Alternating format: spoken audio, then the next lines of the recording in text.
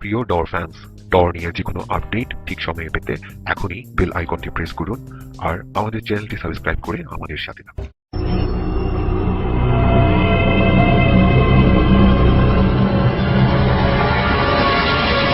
ডর মানে ভয়। পৃথিবী অপার রহস্যময়, বিজ্ঞান সেই রহস্যের জট খুলছে প্রতিনিয়ত। আজ যা অনাবিষ্কৃত তা অবিশ্বাস্যও বটে। আমাদের ডর অনুষ্ঠানে যে ঘটনার মুখোমুখি আপনি হতে যাচ্ছেন তার যুক্তিসিদ্ধ উত্তর নেই।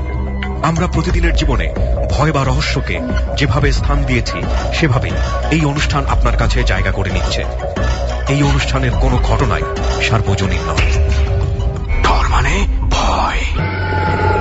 হন্টেড বাই প্রাণ মিস্টার ম্যাঙ্গো ক্যান্ডি।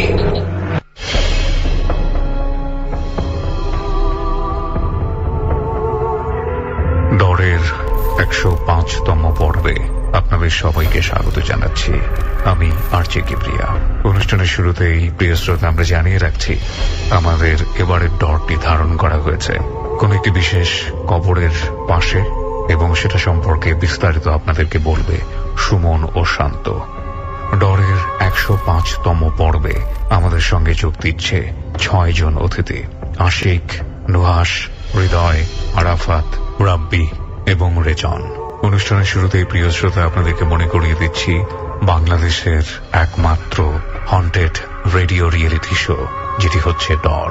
সুমন এবং শান্ত বাংলাদেশের বিভিন্ন জায়গায় ঘুরে ঘুরে অন দ্য স্পটে থেকে সংগ্রহ করে অধিভৌতিক নানা ঘটনা। অনুষ্ঠান চলাকালীন সময়ে আপনি চলে আসতে পারেন আমাদের ফেসবুক পেজে। ফেসবুকের ঠিকানা www.facebook.com/dortarot DAARTAROT। আমি আবারও বলছি DAARTAROT। শুরু করছি আমরা ডরের 105তম পর্ব, হন্টেড বাই প্রাণ মিস্টার ম্যাঙ্গো ক্যান্ডি। এবং শুরুতেই সুমন ও শান্তর অন দ্য স্পটে যাওয়ার সাউন্ড বাইট।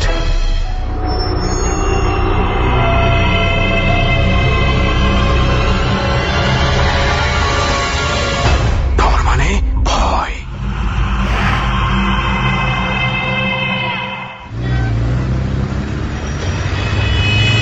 ওকে শান্ত, তৈরি আমরা? হ্যাঁ, আমি তো তৈরি। সো আমিও তৈরি। এবার আমাদের ড্রাইভার ফারুক ভাই যদি তৈরি হয়ে যায় তাহলে কিন্তু আমাদের জার্নি স্টার্ট হয়ে যাবে। আসলে শুধু ফারুক ভাই না, সাথে আরো ইকুইপমেন্ট ওঠানোর জন্য যে মানুষজন কাজ করছে তাদেরও হেল্প দরকার, তো একটু সময় হয়তো লাগতে পারে। যতটুকু সময় লাগতে থাকুক, কারণ আজকে আমার আর তোমার টেনশন নাই, খাওয়া দাওয়ারও টেনশন নাই।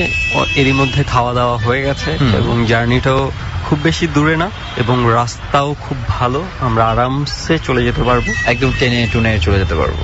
রাইট। সো আমরা রিল্যাক্স আছি। আমি আর শান্ত এই মুহূর্তে একটু ঘুরে বেড়াচ্ছি ঢাকার রাস্তায় আশেপাশে, যতক্ষণ না গাড়িটা ঠিক হচ্ছে। গাড়ি তৈরি হয়ে গেলেই আমাদেরকে ফোন দেওয়া হবে, দেন আমি আর শান্ত গাড়িতে উঠে পড়বো। আর আজকে আমরা যে রুটে যাচ্ছি এই রুটে কিন্তু আমরা কয়েকদিন আগেও গিয়েছিলাম, বেশ কয়েকটা এপিসোড আগে গিয়েছিলাম। ওকে, আমরা সেই রুটের কথা বলবো, আগে গাড়িতে উঠে নি, হ্যাঁ, তারপর সবই বলা যাবে। Presented by Arab girls. Dhaka থেকে আমরা রওনা করি আমাদের গন্তব্য ঢাকা কুমিল্লা মহাসড়কের পথে।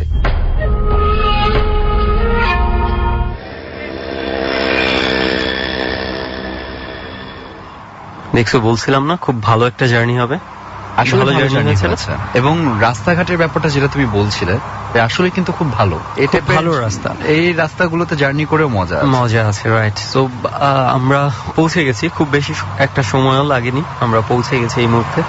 আর আমরা আছি ঢাকা চট্টগ্রাম মহাসড়কের কিংবা ঢাকা কুমিল্লা মহাসড়কের আমরা বলতে পারি। তবে এতটুকু স্পেসিফিক করে আমরা বলতে পারি যে এই সড়কের মেঘনা ব্রিজের পরবর্তী থেকে দাউদকান্দি ব্রিজের আগ পর্যন্ত কোনো একটা জায়গাতে আমরা আছি এবং এই জায়গাতেই আজকে ডর ধারণ করা হবে। এবং আমরা এই মুহূর্তে আস্তে আস্তে আমি আর শান্ত হাঁটতে হাঁটতে আমাদের স্পটে পৌঁছে যাব হাইওয়ে থেকে। এটা খুব বেশি দূরে না, আমাদের মাত্র হয়তোবা মিনিট 4-5 হাঁটলেই হবে, এরকম সময় লাগবে। তবে জায়গাটা হচ্ছে এরকম যে দূরে অনেক দূরে লাইট দেখা যাচ্ছে, কিন্তু মনে হচ্ছে না যে এখানে আশেপাশে কোনো বাড়ি আছে। এতটা দূরে দূরে বাড়ি, চতুর্দিকে পানিতে ভরপুর এখন, এবং আমরা যেই জায়গাটাতে যাচ্ছি, ডটটা যেখানে ধারণ করা হবে, এটা বালি দিয়ে পুরো ভরা করা হয়েছে জায়গাটা, এবং এখানে খুব শীঘ্রই হয়তো বা কোনো একটা কনস্ট্রাকশনের কাজ শুরু হবে, এবং এখানেই আজকে ডট ধারণ করা হবে। এবং যখন আমরা আমাদের আজকের অতিথিদের ভয়ঙ্কর ভয়ঙ্কর অভিজ্ঞতাগুলো শুনতে থাকবো, এবং সেই সাথে এখানকার ঘটনাগুলো আমরা সবার সামনে বর্ণনা করব, আমরা ঠিক দূরেই লক্ষ্য করছি যে আমাদের চোখের সামনে দিয়ে শত শত গাড়ি চলে যাচ্ছে, কিন্তু কেউ টেরও পাবে না যে ঠিক তাদের রাস্তার পাশেই আমাদের ডট ধারণ করা হচ্ছে। তো ওকে, চলো এবার হাঁটি স্পটের দিকে। চলো।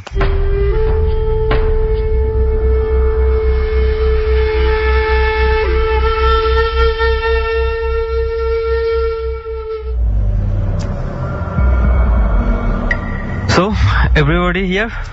Yes, এবং সবাই চলে আসছি, সবাই চলে আসছি। সো আমরা শুরু করতে পারি আজকের মূল জার্নি, যে অপেক্ষায় সবাই থাকে। এবার আপনাদের কে আমরা বলি যে অনেকেই বলেছেন যে ভাইয়া এই জায়গাটা তো আমি চিনি, এবং চিনি বলতে এমন ভাবে বুঝিয়েছেন যে এই রাস্তা হাইওয়ে দিয়ে আপনারা অনেকবার গিয়েছেন, কিন্তু এই জায়গাটার কথা জানতেন না। ইনফ্যাক্ট আমি নিজেও এই জায়গা দিয়ে অনেকবার আসা যাওয়া করেছি। আসলে ব্যাপারটা হচ্ছে কি, এটা এত বেশি ব্যস্ততম একটা হাইওয়ে যে সবাই মোটামুটি কম বেশি এসেছে, এবং যারা ইভেন এখন ডট শুনছে তাদেরও অনেকেই এখান দিয়ে আসা যাওয়া করেছে, হয়তোবা এই এলাকাটার খুব আমাদের স্পটের খুব আশেপাশে কোথাও কারো বাড়ি আছে, সেখান থেকেই হয়তোবা শুনছে, জানি না। তবে এতটুকু বলি যে আজকের যে জায়গাটা রয়েছে, এই জায়গাটার বর্তমান যে পরিস্থিতি আমরা দেখছি, হয়তো আজ থেকে কিছুদিন পরে কিংবা 1-1.5 বছরের মাথায় স্পটটার পুরো চেহারাটাই পাল্টে যাবে, কারণ আধুনিকতার ছোঁয়া লেগে গেছে এখানে, এবং অত্যাধুনিক সব মেশিন গুলো চলে এসেছে, এবং এখানে কনস্ট্রাকশনের কাজও শুরু হয়ে যাবে কিছুদিনের মধ্যে, এবং কয়েকদিন পর দেখা যাবে অনেক বাড়ি হয়ে গেছে। তো যাই হোক, বাড়ি হোক বা ইন্ডাস্ট্রি হোক, যেটাই হোক, এটা যারা করবে তারাই বলতে পারবে। তবে আমরা এতটুকু বলতে পারি, আমরা ঠিক যে জায়গাটাতে বসে আছি, অর্থাৎ আমাদের এখান থেকে ঠিক আপনাদের বাম সাইডে এবং শান্তর ডান দিকে, এই দুটো জায়গার মাঝে যে জায়গাটা রয়েছে, এই জায়গাটাতে যে অংশটুকু আপনারা দেখতে পাচ্ছেন, এই অংশটুকুই হচ্ছে আজকে এখানে আসার কারণ। বলেছিলাম, একবার চিন্তা করেছিলাম আমরা ঠিক ওই জায়গাটাতেই যাই বসি, কিন্তু পরবর্তীতে অনেক চিন্তা করে দেখলাম না, কিছু কিছু জিনিসকে বিশ্বাস করুন আর না করুন, মনে হয় মানে ঘাটানো উচিত না ঘাটিয়ে চলাই ভালো। সো আমরা দূরে থেকেই আজকে ওই জায়গাটা দেখছি, এবং এই ঘটনাগুলো আজকে শুনবো যে এখানে কি রয়েছে। তবে আপনাদেরকে এতটুকু বলে রাখি, আপনারা যে জায়গাটাকে দেখছেন যে বালু পড়ে আছে, শুধু বালু আর বালু, এবং কিছু ইট সিমেন্টের বস্তা পড়ে আছে, শুধু কিন্তু এখানে এগুলোই না, এর বাইরেও অনেক কিছু আছে, এর বাইরেও কিছু একটা আছে। যাই হোক, সেটা আস্তে আস্তে জানবেন। সেই ঘটনায় যাওয়ার আগে একটু ঝটপট বলে নেই যে আজকে যদি সময় থাকে তাহলে আপনাদেরকে আমি যে মুভির কথা আমি গত উইকে বলেছিলাম, অনেকেই আমি দেখেছি যে ফেসবুকে বলেছে ভাইয়া মুভির নামটা কি, এটা জানতে চাই ভালো করে। আমি আসলে মুভির নামটা বলেছিলাম মামা। ছবিটা আর্জেন্টাইন একটা গল্প অবলম্বনে তৈরি করা হয়েছিল, এবং আপনারা চাইলে দেখতে পারেন। 2013 সালে ছবিটা রিলিজ হয়েছিল, এবং আমার কাছে ব্যক্তিগতভাবে শান্ত মুভিটা খুব ক্লাসিক একটা হরর ফিল্ম মনে হয়েছে। যদিও আপনি মুভির এন্ডে যদি চিন্তা করেন এবং পুরো ঘটনাটা যদি চিন্তা করেন, একটা কিন্তু মাতৃত্ব বোধও রয়েছে যদি ভালোভাবে আপনি চিন্তা করে দেখেন। চাইলে দেখতে পারেন মামা মুভিটার নাম, আবারও বলছি। তো যাই হোক, মুভির কথা আমরা পরে আসছি। মূল জার্নিতে যাওয়ার আগে একটু বলতে চাই যে অনেকেই আমাকে ফেসবুক ইনবক্স করেছেন, অনেকে অনেক ধরনের ঘটনা বলতে চান, এবং অনেক কিছু অবজারভেশন দিয়েছেন। হয়তো অনেকগুলোতে রিপ্লাই করা হয় না, কিন্তু বাট প্রত্যেকের অবজারভেশন গুলো আমি দেখি, এবং সেটা আমাদের জন্য নেয়ার হলে আমরা নিতে চেষ্টা করি। একটা কমপ্লেইন দেখলাম, অনেকে বলছেন যে ডর ঠিক মতো নাকি আপলোড করা হচ্ছে না। অনেক রেসপন্স আমি পাই যারা বলে যে দেশের বাইরে থেকে ডর শুনে, তাদেরকে বলি আপনারা কিন্তু চাইলে ইউটিউবেও দেখতে পারেন। তো যাই হোক, যে কোনো ধরনের যোগাযোগের জন্য আপনি চাইলে আমার ফেসবুক পেজ রয়েছে, সেখানে চলে আসতে পারেন। আরো একটা একটা কথা একটু ছোট্ট করে সবাইকে বলতে চাই। গত পর্বে আমরা একজন বৃদ্ধা ভদ্র মহিলার গল্প প্রচার করেছিলাম 62 বছরের, যেটা রেকর্ড করে আনা হয়েছিল। ওটার রেসপন্স কিন্তু আমরা খুব ভালো রেসপন্স পেয়েছি। অনেক অনেক ধন্যবাদ আপনাদেরকে যারা শুনেছেন এই ঘটনাটা এবং পছন্দ করেছেন এবং আমাদেরকে রেসপন্স করেছেন যে ঘটনাটা আপনাদের ভালো লেগেছে। সো আমরা চেষ্টা করব যে ভবিষ্যতে যদি এই ধরনের ঘটনা আমাদের সামনে এসে থাকে আমরা সেগুলো তুলে আনার চেষ্টা করব আপনাদের সামনে। তো চলুন আর কথা না বাড়াই, এবার আমরা ঘটনায় চলে যেতে চাই এবং প্রথমে আমরা আজকে যাকে দিয়ে স্টার্ট করতে চাই আমাদের জার্নিটা, তার পরিচয়টা একটু জেনে নেব। আপনার পরিচয়টা একটু জানি, কোথায় থাকেন, কি করেন? আমি আশিক, আসছি টঙ্গী থেকে। ওকে, তো আশিক আমরা ঘটনাতে চলে যেতে চাই সরাসরি। এটা কোথায় ঘটেছে এবং কত বছর আগে ঘটেছে? ঘটনাটা ঘটছে যে এই রমজানে, আচ্ছা। 20 রোজায়। তার মানে খুব বেশি দিন আগের ঘটনা না? ওকে, তো এটা ঢাকার ভিতরেই কোনো এক জায়গায়। ওকে, আচ্ছা এই ঘটনাটা আমি একটু বলে দিই। আশিক যেই জায়গাটার কথা বলছে, যে এরিয়াটার কথা বলছে, আমাদের এটা অনেক রেস্ট্রিকশন থাকার কারণে আমরা এরিয়ার নামটা বলছি না, বাট আমরা পুরো ঘটনাটা আপনাদের সামনে তুলে ধরার চেষ্টা করব। তো আমরা ঘটনায় যাই। আচ্ছা, এটা হচ্ছে যে রাত্রে আমরা দুজনে ডিউটিতে থাকি। 12টার দিক একজনকে বললাম তুই একটু রেস্ট নে, তারপর আমি একটু রেস্ট নেব। তো যথারীতি রেস্টে চলে যায়, আমি বাইরে বসে আছি। আচ্ছা আশিক, আমরা আপনার অফিসের একটু বর্ণনাটা জানতে চাই, কি রকম ছিল অফিসটা দেখতে? অফিসটা ছিল দোতলা, বাউন্ডারি ছিল, পিছন সাইডে পুরাতন আম গাছ আছে দুটা, আবার অফিসের সামনেও দুটো আম গাছ আছে। আচ্ছা, তো আমি ঘন্টাখানেক বসেছিলাম, বসে মনে মোবাইল। কয়টা বাজে তখন? তখন 1টা কি 1:10 এরকম। আচ্ছা, মানে আপনি ওই দিন রাতে ডিউটি? হ্যাঁ হ্যাঁ, বাজে আমি দেখছি। তো আমি ওইটা দাঁড়ায় শরীরটা একটু মানে ইয়ে করে, তখন আমি আবার ফেসবুকে ঢুকে আমি বলি যে একটা রাউন্ড দিয়ে আসি, অনেক সময় তো বসে আসলাম। তো আমি রাউন্ড দিতে যাব, পুরোটা অফিস মোটামুটি ঘোরা শেষ, কিন্তু ওই জায়গাটা এমনিতেই হন্টেড। ওইখানে মোটা আম গাছ, তারপরে অনেক ময়লা টয়লা ফেলায় রাখে, ওই জায়গাটা মানে সবাই যাইতে চায় না। মানে আপনি হচ্ছে ওই বিল্ডিংটার চতুর্দিকে একটা রাউন্ড দিতে হয় একটা নির্দিষ্ট সময় পর পর? হ্যাঁ। তো আমি যাই, যে ফোনটা আমার হাতে, আমি ফোনের দিক তাকিয়ে হাঁটতেছি সামনের দিকে, হঠাৎ করে কিসের সাথে যেন আমি একটা ধাক্কা খাইলাম, পুরো বডি মানে ধাক্কা লাগছিল। তখন আমি নিচের দিকে লাইটটা ধরি, মোবাইলের লাইটটা নিচের দিকে ধরি। তো ধরার পরে দেখলাম দুটো পা, মানে পাশাপাশি দুটো পা, আর পা দুটোর হাইট হবে 1 থেকে 1.5 ফুট, মানে 1.5 ফিট। পায়ের মেঝে নখ ছিল যে জন্তুর নখের মতো এরকম। তো আমি উপরের দিক তাকাই, আমি যে ওনার মাজার নিচে পড়ে, তো আমি উপরের দিক তাকাইছি, তাকানোর পরে ওনার ফেসটা আমি দেখতে পারি না, বুকটা দেখছি এমনি নর্মাল এরকম। উপরে যখন ভালোভাবে দেখলাম, তখন পরে যেমন টর্চ লাইট দুটা কেউ ধরে রাখলে দুই সাইড দিয়ে দুটা, এরকম একটা, মানে ওনার চোখটা আর কি এরকম, মানে আলো দেখা যাচ্ছিল? হ্যাঁ আলো, মানে একদম টর্চ লাইটের মতো, মানে আরো বেশি পাওয়ার এরকম। তো আলোটা ছিল লাল, সাদা না। তো এটা দেখে আমি অজ্ঞান হয়ে যাই। তো সকালবেলা আমি আমার বেডে অবস্থান করি। মানে সকালবেলা আপনি যখন টের পান, যখন সকালবেলা 9:30টার দিকে আমি আমার বেডে আমি অবস্থান করি। তো আমার পাশে দেখি আমার স্যারেরা আছে, আমার সাথে যারা কলিগ আছে এরা আছে। তো সবাই জিজ্ঞেস করে যে কি হয়েছে। আমি বললাম যে স্যারদেরকে বললাম, স্যারদের বিশ্বাস করে না, এই ফালতু কথা বলো, এইগুলা জানলে তো অফিসের ক্ষতি হয়। আর কারোর সাথে শেয়ার করলাম না, আপনাকে আমি ফোন করলাম। আচ্ছা, আপনি বলেছেন যে অফিসটা এমনিতেই হন্টেড, ওই জায়গাটাই হন্টেড? ওই জায়গাটাই হন্টেড। কেন হন্টেড? ওই অফিস যে ও আরেকটা বর্ণনা দিতে ভুলে গেছি, অফিসের যে বাউন্ডারি, এটা বাউন্ডারির পাশেই একটা পুকুর আছে। পুকুরে আমি শুনলাম যে যুদ্ধের সময় এমন কোন মাছ ছিল না যে 2-3টা লাশ ওইটাতে ছিল না, মানে মনে করেন গলা কাটা, তারপরে মাথা আলাদা এরকম। এই পুকুরটাতে? হ্যাঁ, এই পুকুরটাতে। তো এটাতে আমি এর আগেও এখানে ভয় পাইছি, তো আমি তেমন গায়ে নেই না। যেমন রাত্রে ডিউটি করলে মাথাটা একটু হেলায়, একটু চোখ মুজলে যেমন কে আসে চাইপা ধরে, গলায় চাইপা ধরে, এরকম আমার অনেকবার হয়েছে। কিন্তু এইটা আমার বাস্তব ঘটনা, এটা দেখে যে আমি অনেক ভয় পাইছি। ওকে, এরপরে কি আপনি ওই আরো ডিউটি করেছেন? না, এরপর থেকে আমি রমজানের পর থেকে আমি আর ডিউটি করি না। আমি স্যারদেরকে বললাম যে যদি আমার ডিউটি নাইট করা লাগে তাহলে আমি চাকরি করব না। আচ্ছা, তো বললো যে ঠিক আছে, তোমার মন যতদিন ভালো না হবে ততদিন পর্যন্ত তোমার নাইট করার দরকার নেই। আচ্ছা, এইখানে কি আরো কোন ধরনের ঘটনা ঘটেছে যেটা অন্য কারোর সাথে? আমার সিনিয়র ভাই, ওনার নাম ছিল মোতাহার, ওই সময় একা ডিউটি করা লাগতো, 2 জন দিছে। এর পরে তো উনি বসে পার্টির মতো বিছনা করে উনি বসে কোরআন শরীফ পড়তেছিলেন ওই রাতের বেলাতে? ওই রাতের বেলা। বারান্দার সামনেই মোটা একটা আম গাছ, মানে এখানে যে কয়টা আম গাছ আছে সব কয়টাই হন্টেড, একবার পুরাতন আম গাছ। উনি আম গাছের উপরে কিছু একটা দেখে দেখে তো উনি অজ্ঞান হয়ে যায়। মানে এরকম কি দেখছে আমাকে পুরো বলে নাই। আমি উনাকে অনেক জিজ্ঞেস করছিলাম যে ভাই কি দেখছেন একবার বলেন। উনি কয় ভাই আমি এটা বলতে পারবো না। মানে খুবই কালো।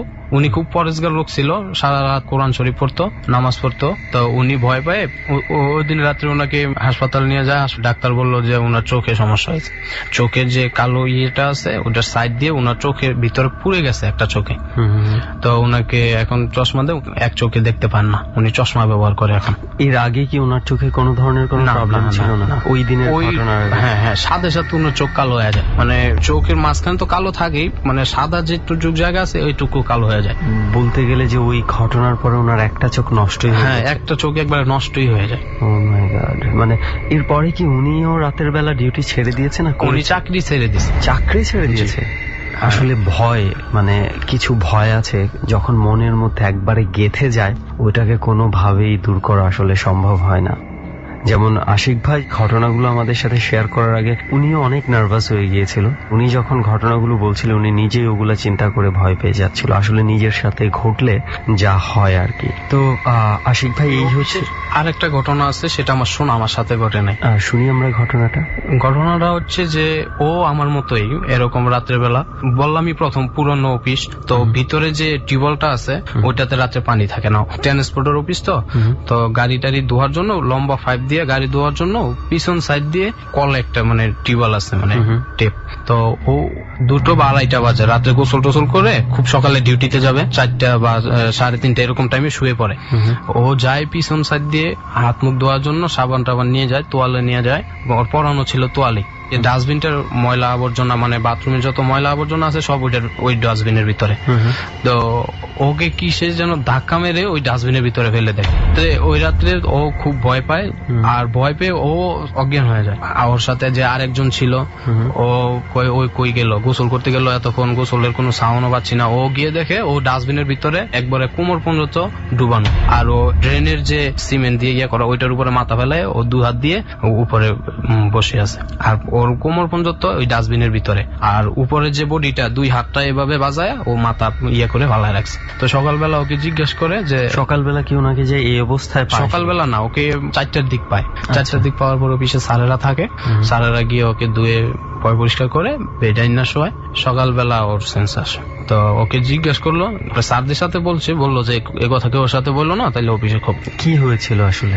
ও যখন হাত মুখ ধুয়ে মানে পিছনে গিয়ে কলটা সারতে হয়, তো ও গোসল করার জন্য কলটা সারতে গেছে। তো এখানে ছিল যে বাথরুমের ময়লা টয়লা যেখানে গিয়ে জমে, এটা বড় থাকে না, এটার মুখের ভিতরে একটা সিমেন্টের মতো ইয়া ছিল, টাঙ্কির মতো 4 কোনা।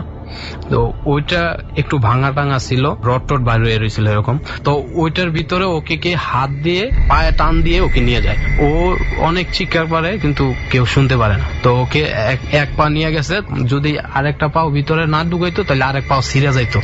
তখন ও ইচ্ছা করেই পা 2টা ঢুকিয়ে দেয়। তখন ও শক্ত করে গর্তটা আছে এটার ভিতরে শক্ত করে 2 হাত দিয়ে ধরে রাখে। তখন ও অনেক চেষ্টা করছে উঠার জন্য, ওকে এখানে নিচের দিকে টানে। তো এই সময় হয়তো আজান দিছে মনে হয়, এই সময় পরে ও ওনার পায়ের মধ্যে কোনো ধরনের কোনো কিছু, হ্যাঁ পায়ে ধরছে, পায়ে যে ধরছে একদম পা একদম যেমন রড গরম করে পায়ের ভিতরে লাগাই দিলে যেমন দাগ হয়ে যায় এরকম 5 আঙ্গুলে দাগ হয়ে গেছে। ও মাই গড। ও পরে এখান থেকে চাকরি চলে গেছে। এই ঘটনা ঘটার পরে আমার মনে হয় ওইটাই স্বাভাবিক যে গত মাসের ঘটনা, এটা গত মাসের না, মানে রমজানের পরের ঘটনা। ও এই 1 তারিখে চলে গেছে, মানে ভেরি রিসেন্ট ঘটনা। হ্যাঁ, এই 1 তারিখের ঘটনা, 1 তারিখে মানে 28 তারিখের ঘটনা 1 তারিখেও চলে গেছে। ও মাই গড। তার মানে হচ্ছে ডর টিমের তো উচিত হচ্ছে সবার আগে ওই জায়গাটাতে যদি একটা এপিসোড ধারণ করতে পারে, যেহেতু এটা একটা রেস্ট্রিক্টেড এরিয়া, সো আমরা চেষ্টা করব যে কোনো না কোনো ভাবে পারমিশন জোগাড় করা যায় কিনা যে ওখানে যে ডর ধারণ করার জন্য। তো যাই হোক, এই হচ্ছে যে আপনার অফিসের যে ঘটনাগুলো রয়েছে, এই ঘটনা নিঃসন্দেহে খুব ভয়ঙ্কর একটা ঘটনা শুনলাম। যাই হোক, জানি না এখানে যারা আছেন প্রত্যেকের কি অনুভূতি এই ঘটনা শুনে, এগুলো পরবর্তীতে জানবো। আমরা এবার একটু আরো সামনে এগিয়ে যেতে চাই। আশিক ভাই, ডর টিমের কাছে যতটুকু শুনেছি আপনার হয়তো বা আরো কিছু এক্সপিরিয়েন্স আছে যেটা শেয়ার করতে চান আমাদের সাথে, তো কি ঘটনা আছে আর যেটা শেয়ার করতে চান? এই ঘটনাটা হচ্ছে আমার নিজের সাথেই ঘটে গেছে। তো আমার এক চাচা ছিল, লিবিয়া থাকতো। ওই লিবিয়াতে একবার লিবিয়াতে কিছু গন্ডগোল হয়ে গেল কিছু বছর আগে, যখন কয়েক বছর আগে, তখন গাদ্দাফি সরকারকে যখন উৎখাত করা হয়, ওখানে তো অনেক যুদ্ধ গেছে, ওই সময়টার কথা বলছেন আপনি? হ্যাঁ। আচ্ছা, তখন উনি মারা কি ওই যুদ্ধ চলাকালীন সময়ে মারা যায়? হ্যাঁ। কিভাবে মারা যায়? উনি মারা যান, খাবার পেত না, তো না খেয়ে থাকতে থাকতে উনি মারা যায়। উনি কি এর আগেই লিবিয়াতে গিয়েছিলেন? উনি যুদ্ধ লাগার আগেই লিবিয়াতে? 2-2.5 বছর আগে গেছে। আচ্ছা, তো উনি মারা যাওয়ার পরে তখন কি রকম অবস্থায় ছিল যুদ্ধের আগে? যুদ্ধের আগে ভালো অবস্থা ছিল। আচ্ছা, বাড়িতে প্রতি টাকা মাসে ভালো টাকা পাঠাতো, কথা বলতো। তো উনি মারা যাওয়ার পরে যে উনার লাশ আসবে, লাশ আসলো, খবর দিল লাশ নিতে বাড়ি থেকে লোক আসে। কতদিন পরে লাশ আসে মারা যাওয়ার? 25 থেকে 30 দিন এরকম। আচ্ছা, খবর পাওয়ার 1 মাস পর আসে লাশ। তো লাশ আসার পর বাড়ি থেকে লোকজন আসলো, আমরা তো ঢাকায় থাকি, আমি আর আব্বু গেলাম এয়ারপোর্টে। লাশ দেওয়ার কথা ছিল 4টা, বিকেল 4টা। আমার চাচারা আসে, তারপরে আমার এক দাদা আছে আলাউদ্দিন, উনি আসে। তো লাশ দেওয়ার কথা বিকেল 4টায়, তো কি যেন প্রবলেম ছিল, লাশ দিতে দিতে রাত প্রায় 11:30 পৌনে 12টার মতো বাইরে গেছে আপনাদের কাছে যখন হস্তান্তর। হ্যাঁ। তখন অ্যাম্বুলেন্স নিতে আরো আধা ঘন্টা পার হয়ে গেল। 12টার দিকে আমরা রওনা দিলাম যত রেডি। আগে কোথায় যাচ্ছিলেন? আমরা যাচ্ছিলাম নরসিংদীতে। আচ্ছা, নরসিংদীতে মুনহরদি থানায়। আমার আব্বু ছিল, আমি ছিলাম, আর আমার আরেকটা চাচা ছিল, আর আমার একটা দাদা ছিল। আমরা ছিলাম অ্যাম্বুলেন্সের ভিতরে লাশের সাথে, আর ড্রাইভার ছিল, ড্রাইভারের সাথে আরেকজন ড্রাইভারের অ্যাসিস্ট্যান্ট যে ও ছিল, আমরা এই কজন। আর উনারা যারা ছিলেন উনারা গাড়ি দিয়ে আগে চলে যায়। আমরা রওনা দিলাম, আধা ঘন্টা 1.5 ঘন্টার মতো গাড়ি চলার পর কালীগঞ্জ যাওয়ার পর একটা দোকান খোলা দেখে ড্রাইভার বলতেছে, ভাই আমি সন্ধ্যা থেকে তো কিছু খাই নাই, একটু হালকা নাস্তা পানি করবো। আব্বু বললো যে ঠিক আছে, নাস্তা পানি করবেন, ভালো কথা করেন। আব্বু বললো যে লাশটা কি একা গাড়িতে রেখে যাওয়া কি ঠিক হবে? আলাউদ্দিন দাদা বললো যে ঠিক আছে আমি থাকি। আমি বললাম যে আমিও থাকি, আমি খাওয়া দাওয়া করবো না, আমি অনেক কিছু খাইছি, আমি এখন আর খাবো না। তো দোকানটা মনে করেন এখান থেকে দূর ছিল, মানে 200 গজ, মানে অনেক ভিতরে দোকানটা ছিল। আচ্ছা, রাস্তা থেকে একটু? হ্যাঁ, রাস্তা থেকে। আর ওই জায়গায় গাড়ি নেওয়ার কোনো সিস্টেম ছিল না। মাঝখানে একটু ফাঁকা জায়গা আছে গাড়ি রাখার মতো, এরকম একটু জায়গায়। তো গাড়িটা এখানে রেখে ওনারা গেলেন। এখন আমরা অ্যাম্বুলেন্সের ভিতর থেকে বাইর হলাম না। তো তার মানে 2 জন রয়ে গেলেন? হ্যাঁ, 2 জন রইলাম, আর লাস্টটা কফিনের ভিতরে। তো আমি বসে মোবাইল টিপতেছি, ওনার কানো হেডফোন, আমার কানো হেডফোন। হঠাৎ মনে করেন 5 কি 7 মিনিট আরো কম হবে, তো ওনারা সবাই চলে আসলেন। আইসা কোনো কথা বলে না, চুপচাপ সবাই আসলেন। গাড়ি চলতে অনেকে চেনেন হয়তো, কালীগঞ্জ থেকে গাড়ি স্টার্ট করলো। আমরা গোরাশাল ব্রিজ উপরে গেলাম, মাঝামাঝি গেছি। যে আমি তো বললাম যে এত তাড়াতাড়ি চলে আসলাম, গোরাশাল গেলে আর নরসিংদী কতক্ষণ। তো ব্রিজ পার হওয়ার পর মানে আমি ড্রাইভারের দিক খেয়াল করলাম যে ড্রাইভার আমার দিক তাকিয়ে আছে, মানে খুব বড় বড় চোখ, আমার দিক না তো পিছনে, মানে ড্রাইভারের সিট থেকে পিছনের দিক তাকিয়ে আছে। আমি কই এটা কিভাবে সম্ভব? আমি ভালো, তখনও গাড়ি চলছে, ড্রাইভার পিছনের দিক, মানে এরকম একটা ড্রাইভারের দুনো হাত স্টিয়ারিং এ, ড্রাইভারের চোখ মুখ ফেস হচ্ছে, মাথা হচ্ছে আমার দিকে। মানে আমরা যদি ধরি যে পুরো ঘাটটা, মানে পুরো 180 ডিগ্রি ঘুরে গেছে পুরো মাথাটা। হ্যাঁ, ওকে। তারপর তো আমি দেখে, আমি যে হাত দিয়ে আমার দাদাকে ডাকবো, আমার হাত লড়াবার শক্তিটাও নাই। তখন যেভাবে ডাকলাম, কই কি হয়েছে? আমি কই এই যে দেখেন ড্রাইভারের দিক দেখেন। তাকায় দেখলো, কই এটা কিভাবে সম্ভব? এখন আব্বুর দিক তাকাইছি, আমরা এতক্ষণ কারোর দিকে খেয়াল করছিলাম না, ফোনে মন ছিল তো। তখন আমি আব্বুর দিক তাকাই, চাচার দিক তাকাই, এখন দেখি সবাই এরকম ভাবে তাকিয়ে আছে যেমন আমাকে, মানে এরকম কোন কাজ করছি। আপনার মধ্যে অদ্ভুত কিছু দেখতে? হ্যাঁ, এরকম ভাবে আব্বুর চোখ মুখ যেমন জ্বলতেছে, মানে রাগে এরকম, মানে রাগলে যেমন এরকম। তো আমি বললাম যে চাচা কি হয়েছে, কোথায় আসলাম, কি হইলো এগুলা? পরে বলতেছে আমিও তো কিছু বলতে পারতেছি না, তো এখন কি করব? আমি বাইরে কাকারে ফোন দিই, জসি কাকারে ফোন দিই। ও ঠিক আছে দেন। এখন ফোন বাইর করে দেখে একটা নেটওয়ার্ক নাই। তো বলতেছে এখন কি হবে? আজকে তো মরা ছাড়া কোনো উপায় নাই। মানে এত ভয় পাইছি, সব শুকায় গেছে। এরকম বলতেছি, উনি যা সুরা টুরা যা পারতো বলতেছে, আমি যা পারতাম বলতেছি, জোরে জোরে চিল্লায় চিল্লায় কাঁদতেছি আর বলতেছি। তো এমনি তখনও যে আপনার বাবাকে বা আপনার অন্যান্য যে আত্মীয় স্বজন ছিল সবাই আপনার দিকে তাকায় আছে খুব রাগ। হ্যাঁ, তখন আমাদের আর বুঝতে বাকি নাই যে এরা আমরা আব্বাও না চাচাও না, আর এই গাড়ি আমাদের কেউ না, ওরা এটা আমাদের সাথে অন্য কিছু ঘটতেছে। তো আমরা দরজা খোলার চেষ্টা করি, দরজা ভিতর থেকে লক হলে তো গাড়ির ভিতরে থাকলে খোলা যায়, কিন্তু আমরা দরজা খুলতে পারতেছি না। আমরা তো আল্লাহর নাম ডাকতেছি, তারপরে চিল্লি মানে একদম যা করা হয় আর কি। এরকম হইলে কিছুক্ষণ পরে গাড়ির বাইরে থেকে জোরে গাড়িতে যেমন থাপড় দিলে যেমন আওয়াজ হয়, এরকম আওয়াজ হয়। লিফটটা হঠাৎ করে যেমন থামে গেলে মানে হঠাৎ করে একটা ঝাঁকুনি লাগে, হ্যাঁ এরকম একটা হলো। তখন দেখলাম যে দরজা ভিতর থেকেই লক করা। তখন তো লক খুলে দরজা খুললাম, তো আব্বু বলতেছে কি হয়েছে? আমি বলতেছি না কিছু হয়েছে না। কয় এতক্ষণ ধরে ডাকতেছি, 2টো মনে হয় বাজে না, এরকম টাইমে নাস্তা খাইতে গেছে, তখন টাইম হচ্ছে যে 3:30। আব্বু বলতেছে তোরে 20 মিনিট ধরে আমি দরজা ধাক্কাইতেছি, তুই দরজা খুলস না, ভিতর দিয়ে লক করে বসে রয়েছি। আমি কই আমি বলতে পারি না। আব্বু বলতেছে কি হয়েছে, ভয় টয় পাইছস? আমি কই না। পরে বলতেছে এত ঘামাইছস? আমার শরীর ঘামায় একদম ভিতরে সব শুকিয়ে গেছে। আমি বলছি আব্বু আমার তাড়াতাড়ি পানি এনে দাও। পরে আব্বু বলতেছে বুঝতে পারছি তুই একটু ভয়ই পাইছস। আমি কই না। পরে আমি বাড়িতে গিয়ে পরে আর কি মানে দ্যাট মিন্স হচ্ছে যে যখন ওনারা গাড়ির দরজায় ধাক্কা দিচ্ছিল একটা পর্যায়ে পরে দেখেন যে গাড়ির ভিতরে আসলে আপনারা 2জনই আছেন, আর কিছু নাই না। মানে এতক্ষণ আপনারা যেই মানুষগুলাকে দেখেছেন এবং আপনারা দেখছেন যে গাড়ি অনেক দূর চলে গেছে, গাড়ি একদম ঘোড়াশাল ব্রিজ পার হয়ে গেছে। গাড়ি হচ্ছে যে ওইটা পুরোটাই আপনাদের চোখের ইলিউশন ছিল। হ্যাঁ, আসলে গাড়িটা ওই জায়গায় ছিল। Oh my God, এটা আসলে কি বলা যায়, মানে পুরো কমপ্লিটলি একটা ইলিউশনের ঘটনা, জায়গায় থেকে পুরো অন্য একটা ওয়ার্ল্ডে চলে যাওয়ার মতো ঘটনা। তারপরে কি হলো? তারপরে বাড়িতে গেলাম, বাড়িতে গিয়ে এরপরে পুরো রাস্তায় যখন গেলেন আপনারা, অরিজিনালি আপনার বাবা বা ড্রাইভার যখন আসলো তখন কি যাওয়ার পথে আর কোনো প্রবলেম হয়েছিল? না, তখন আর যাওয়ার পথে কোনো প্রবলেম হয়নি। বা লাশেরও তো কোনো প্রবলেম হয় না? কফিন তো ওভাবেই ছিল। কফিন ওভাবেই ছিল। বাড়িতে গেলাম, বাড়িতে গিয়ে আব্বু বললো মুকেশ মনে হয় একটু ভয় পাইছে, ঘরে গোসল টোসল করা ঘরে না। তখন গোসল করে তারপরে গেলাম ঘরে, লাশের কাছে গেলাম আর কি। ঘরে তো না, লাশের কাছে, লাশ বারান্দায় রাখা হয়েছে। তখন আমি অনেক ভয় পাইছিলাম। এই ঘটনাটা আমি শেয়ার করবো বলছিলাম, কিন্তু আমি গাফুলতি করছি যে আমি যাব না যাব না এরকম। আমার ঘটনা কি এরা কি নেবে না নেবে এরকম। এটা হচ্ছে যে মানে আপনি একটু আনইজি অবস্থায় ছিলেন যে ডর টিম আপনার ঘটনা সিলেক্ট করবে কি করবে না। অবশ্যই ডর টিম কেন সিলেক্ট করবে না? যদি এই ধরনের ঘটনা হয়ে থাকে অবশ্যই ডর টিম সিলেক্ট করবে। একটা জিনিস আমি বলতে চাই যে লাশের গাড়ি নিয়ে যে ধরনের ঘটনা আছে, অনেক ঘটনাই শুনেছি, বাট আমার মনে হয় এই ঘটনাটা একটু অন্যরকম ছিল। আমি জানি না সবার কি মতামত, আমার কাছে যেটা মনে হয়েছে ঘটনাটা একটু অন্যরকম ছিল অন্যান্য ঘটনার চেয়ে। কমপ্লিটলি ইলিউশনের একটা ঘটনা।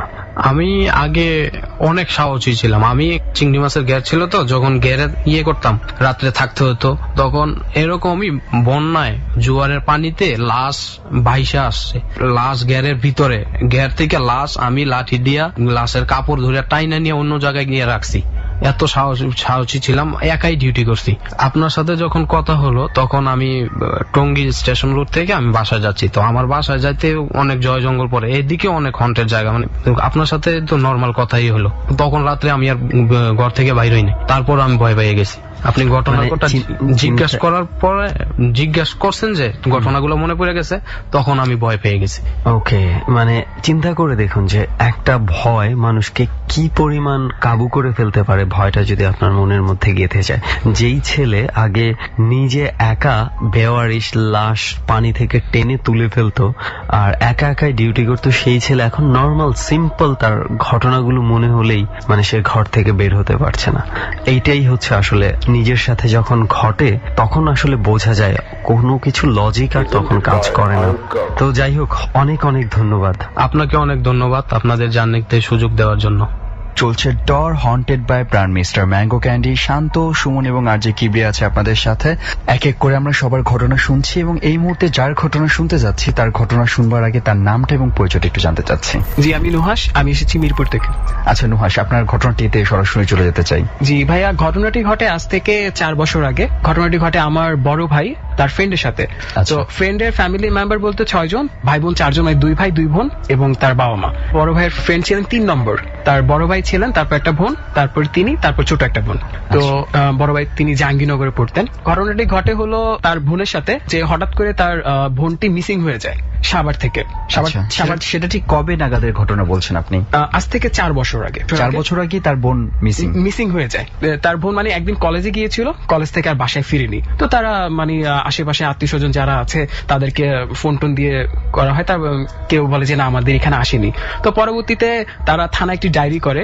তারই 3-4 দিন পর থানা থেকে একটি ফোন আসে, বলে যে আমরা একটি লাশ পেয়েছি, তো আপনারা এসে দেখেন যে আপনার যাদেরকে খুঁজছেন সেই নাকি। তো তারা থানায় যায়, তো লাশটি মর্গে ছিল। তো মর্গে থেকে তারা লাশটিকে যখন তাদের কাছে শনাক্ত করা হয়, তখন তারা মানে লাশ কি মূলত হচ্ছে মর্গে ছিল? থানা থেকে বলা হয় যে মর্গে চলে যাওয়ার জন্য লাশটা দেখার। হ্যাঁ, লাশটা দেখার জন্য। লাশটি পাওয়া যায় হলো সাভারের একটি পুকুর থেকে। সাভারের অঞ্চলে অনেক পুকুর রয়েছে, আমি এক্স্যাক্টলি লোকেশনটা বলছি না। মানে সেখান থেকে পুলিশ লাশটা উদ্ধার করে সেটাকে মর্গে নিয়ে যায়। তো যখন পুলিশ ময়নাতদন্ত শেষে তাদেরকে লাশটি হ্যান্ড ওভার করা হয় পরিবারের স্বজনদের কাছে, তো তখন প্রায় রাত 11টা বেজে গেছে। মানে পুলিশ থেকে লাশটাকে নিয়ে যেতে যেতে আর কি অনেক সময় লেগে গেছে। তো তাদের যে দেশের বাড়ি রয়েছে সেই দেশের বাড়ি নিয়ে যাবে, নরসিংদী দেশের বাড়ি। তো সেই জন্য অ্যাম্বুলেন্স প্রয়োজন। তো একটা অ্যাম্বুলেন্সে করে লাশটিকে নিয়ে যাওয়া হয়। ঢাকা পের হতে হতে তাদের প্রায় রাত 2টা কি 3টা বেজে যায়। ঢাকা পের হওয়ার পরে প্রায় 1 থেকে 1.5 কিলো যাওয়ার পরে যে অ্যাম্বুলেন্স নিয়ে যাচ্ছিল লাশটি, হঠাৎ বন্ধ হয়ে যাচ্ছে। অ্যাম্বুলেন্স স্টার্ট বন্ধ হয়ে যাচ্ছে। একটু চেষ্টা করার পর হয়তো আবার অ্যাম্বুলেন্স চালু হচ্ছে, আবার কিছু দূর যাওয়ার পরে অ্যাম্বুলেন্স বন্ধ হয়ে যাচ্ছে। তো তারা মনে করলো যে হয়তো বা অ্যাম্বুলেন্স কোনো টেকনিক্যাল প্রবলেম রয়েছে, কিন্তু অ্যাম্বুলেন্স যে চালাচ্ছিলেন ড্রাইভারের মতবাদ যে সম্পূর্ণ সবকিছু ঠিক আছে, কিন্তু কেন যে এমন হচ্ছে সে বুঝতে পারছে না। তো ভাইয়া তারা সিদ্ধান্ত নেয় তাদের নরসিংদী একটি হসপিটাল থেকে একটি অ্যাম্বুলেন্স আনবে মাঝপথে।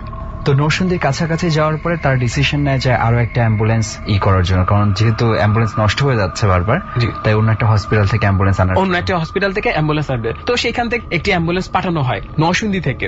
ঢাকা থেকে যে অ্যাম্বুলেন্সটি নিয়ে এসেছিল সেই অ্যাম্বুলেন্স থেকে লাশটিকে নরসিংদী যে অ্যাম্বুলেন্স এসেছে নরসিংদী থেকে সেই অ্যাম্বুলেন্সে ট্রান্সফার করা হয়। আচ্ছা, এটা দিয়ে যাচ্ছে। তো যাওয়ার পথে আরেকটু বলে রাখি যে তাদের যে বাড়ি রয়েছে নরসিংদী, বাড়ির একটু আগে 10 থেকে 15 মিনিটের রাস্তা। তো সেই রাস্তাটি অনেক সরু, ওই পর্যন্ত অ্যাম্বুলেন্স যেতে পারবে না। তারা 3-4 জন মানুষ, তারা কফিনটিকে হাতে করে ক্যারি করা সম্ভব না, আরো এত রাত। তো তাদের বাড়ির পাশ থেকে একটি ভ্যান গাড়ি পাঠানো হয়,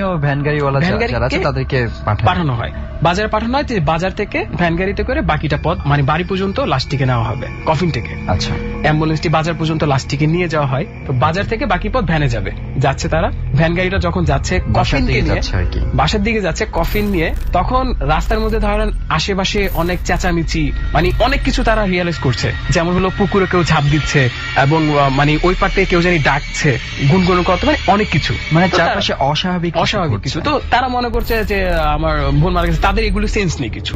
তো পরবর্তীতে ভাইয়া তাদের ডিসিশন থাকে যে তারা ফজরের পরপরই, যেহেতু লাশটি আজ থেকে 7-8 দিনের পচা, ফজরের পরপরই মাটি দিয়ে দিবে, দাফন করে দিবে। তাই করা হয়। ফজরের পরপরই জানাজা করে লাশটিকে দাফন করে দেওয়া হয়। কিন্তু যে কফিনটিকে নিয়ে মানে বহন করে লাশটিকে আনা হয়েছে সে কফিন সহ না, কফিন ছাড়া পারিবারিক কবরস্থান রয়েছে বাড়ির পাশে, তো সেই কবরস্থানে দাফন করা হয়। তো কফিনটিকে রাখা হয় তাদের বাড়ির যে বারিন্দা রয়েছে, আঙ্গিনা থাকে, সেই আঙ্গিনাতে। আচ্ছা, তার মানে হচ্ছে বাসার পাশে যে পারিবারিক কবরস্থান ছিল সেখানে কবর দিয়ে তারপর কফিনটাকে ব্যাক করে বাসায় নিয়ে আসা হয়। কবরস্থান হলো তাদের বাসার পাশে একেবারে পারিবারিক কবরস্থান। গ্রামে প্রত্যেকটা বাড়ির একটা পারিবারিক কবরস্থান থাকে, সেরকমই।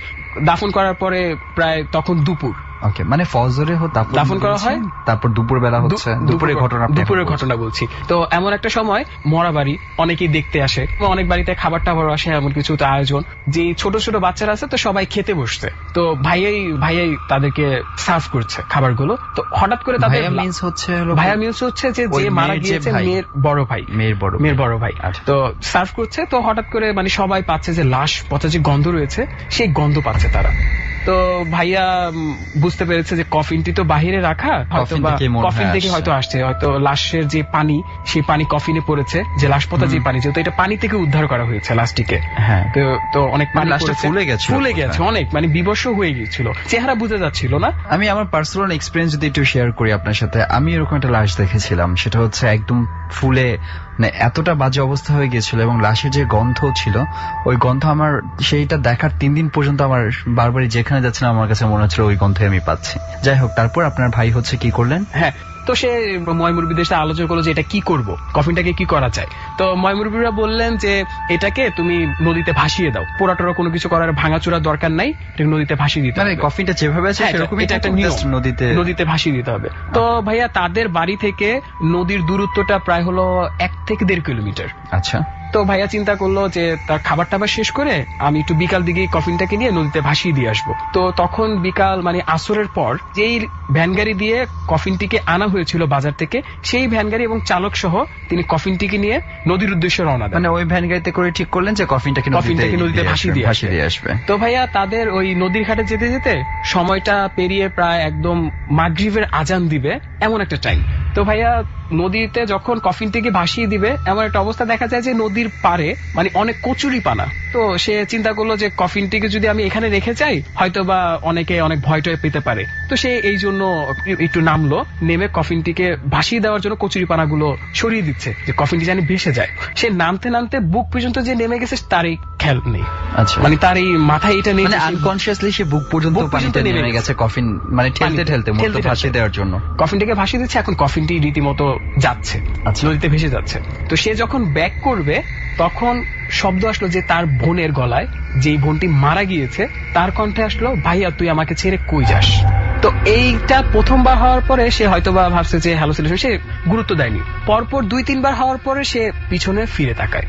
পিছনে ফিরে তাকানোর পর দেখা যায় যে কফিনটিকে সে ভাসিয়ে দিয়েছে 30 থেকে 40 ফিট চলে গিয়েছিল কফিনটি, কিন্তু সে পিছনে তাকিয়ে দেখে যে তার একেবারে কোমরের সাথে কফিনটি লেগে আছে এবং কচুরিপানা সে যে সরিয়ে দিয়েছিল কচুরিপানা সেই আগের জায়গায় একেবারে, মানে কিছুক্ষণ আগে কফিনটা যে জায়গায় ছিল সেই জায়গায় চলে এসেছে এবং কচুরিপানা আগের জায়গায়, কফিনও আগের জায়গায়। এবং সে মানে ফিল করছে যে তাকে নিচ থেকে মানে পায়ের গোড়ালি ধরে কে জানি টানছে। আচ্ছা, তখন পায়ের গোড়ালি টানছে এবং সে রীতিমতো নিচে চলে যাচ্ছিল। তখন যে ভ্যান চালক উপরে ছিলেন তখন তাকে বলল যে ভাই আমাকে বাঁচান। তখন ভ্যান চালক নিচে নেমে এসে তাকে হাত ধরে টেনে উপরে উঠলো এবং তিনি ডাঙায় ওঠার সাথে সাথে সেন্সলেস। তো যেই ভ্যান গাড়ি দিয়ে কফিন নিয়ে আসা হয়েছে সেই ভ্যান গাড়ি চালক ছিলেন তাকে ভ্যান গাড়িতে উঠিয়ে বাসা পর্যন্ত নিয়ে যায় এবং কফিনটি যেই জায়গায় ছিল সেই জায়গায় রেখে দেওয়া হয়। মানে কফিনটিকে যে ভাসাবে সেই সিচুয়েশন সেখানে ছিল না। তখন কি কফিনটা ওখানে রেখে চলে আসে? কফিনটা ওইখানে রেখে আসার কারণটা হলো তখন মানে কফিনটাকে ভাসিয়ে দেওয়ার মতো পরিবেশ ছিল না, মাগরিব আজান দিয়ে দিয়েছে এবং চারদিক পুরো কুচকুচে কালো। তো ভ্যান গাড়ি আল্লাহ সাহসও করেনি যে কফিনটাকে ভাসিয়ে দিবে। ওইকে নিয়ে ব্যাক করে বাসায় যাওয়ার পর তাকে পানি টানি দিয়ে সেন্স ফিরিয়ে আনা হয়। তো ফিরিয়ে আনার পর সে কারোর সাথে এগুলো শেয়ার করে নাই। তো সেদিন সন্ধ্যা পের হয়ে গেল, সবাই ভাবলো যে হয়তোবা বোন মারা গিয়েছে, সেই শোকে হয়তোবা কিছু খায়ও নাই 3-4 দিন, যেহেতু বোনটা নিখোঁজ ছিল। তো সেই অনুসারে সে কিছু খাওয়া দাওয়া অজ্ঞান হয়ে গেছে, পরিবারের সবাই এগুলি ভেবে নিয়েছে। তো পরবর্তীতে দেখা যায় যে সেই দিন পার হয়ে যায়। তারপরের দিন দুপুর বেলায় যেমন সূর্য মাথার উপর থাকে, মানে যেভাবে ভাইয়া বলেছে আমাকে, আচ্ছা, সেই সময় বারিন্দাতে 3-4 জন লোক ছিল এবং তার যে ভাগ্নি ছিল, মানে মরা বাড়ি 4 দিনের মিলাদ পর্যন্ত সবাই ওখানে থাকে, গ্রামে একটা নিয়ম থাকে। 2-3 দিন পার হয়ে গেছে, খেলাধুলা করতেছে। তো এমন সময় দেখলো যে তার বোন যেই ড্রেসে মানে যে ড্রেসটা পরা ছিলেন মারা যাওয়ার সময়, কফিনে যেই ড্রেসটা পরে লাশটা যেভাবে উদ্ধার করা হয়েছে ঠিক তেমন ভাবেই, মুখটা বোঝা যাচ্ছে না।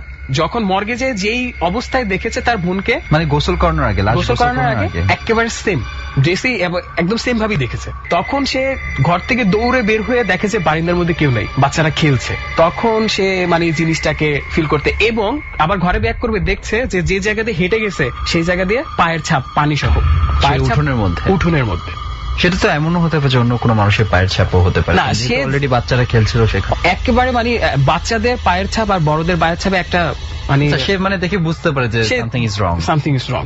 তো তারপরে সে এক হুজুরের কাছে যায়, একটা তাবিজ দেওয়া হয়।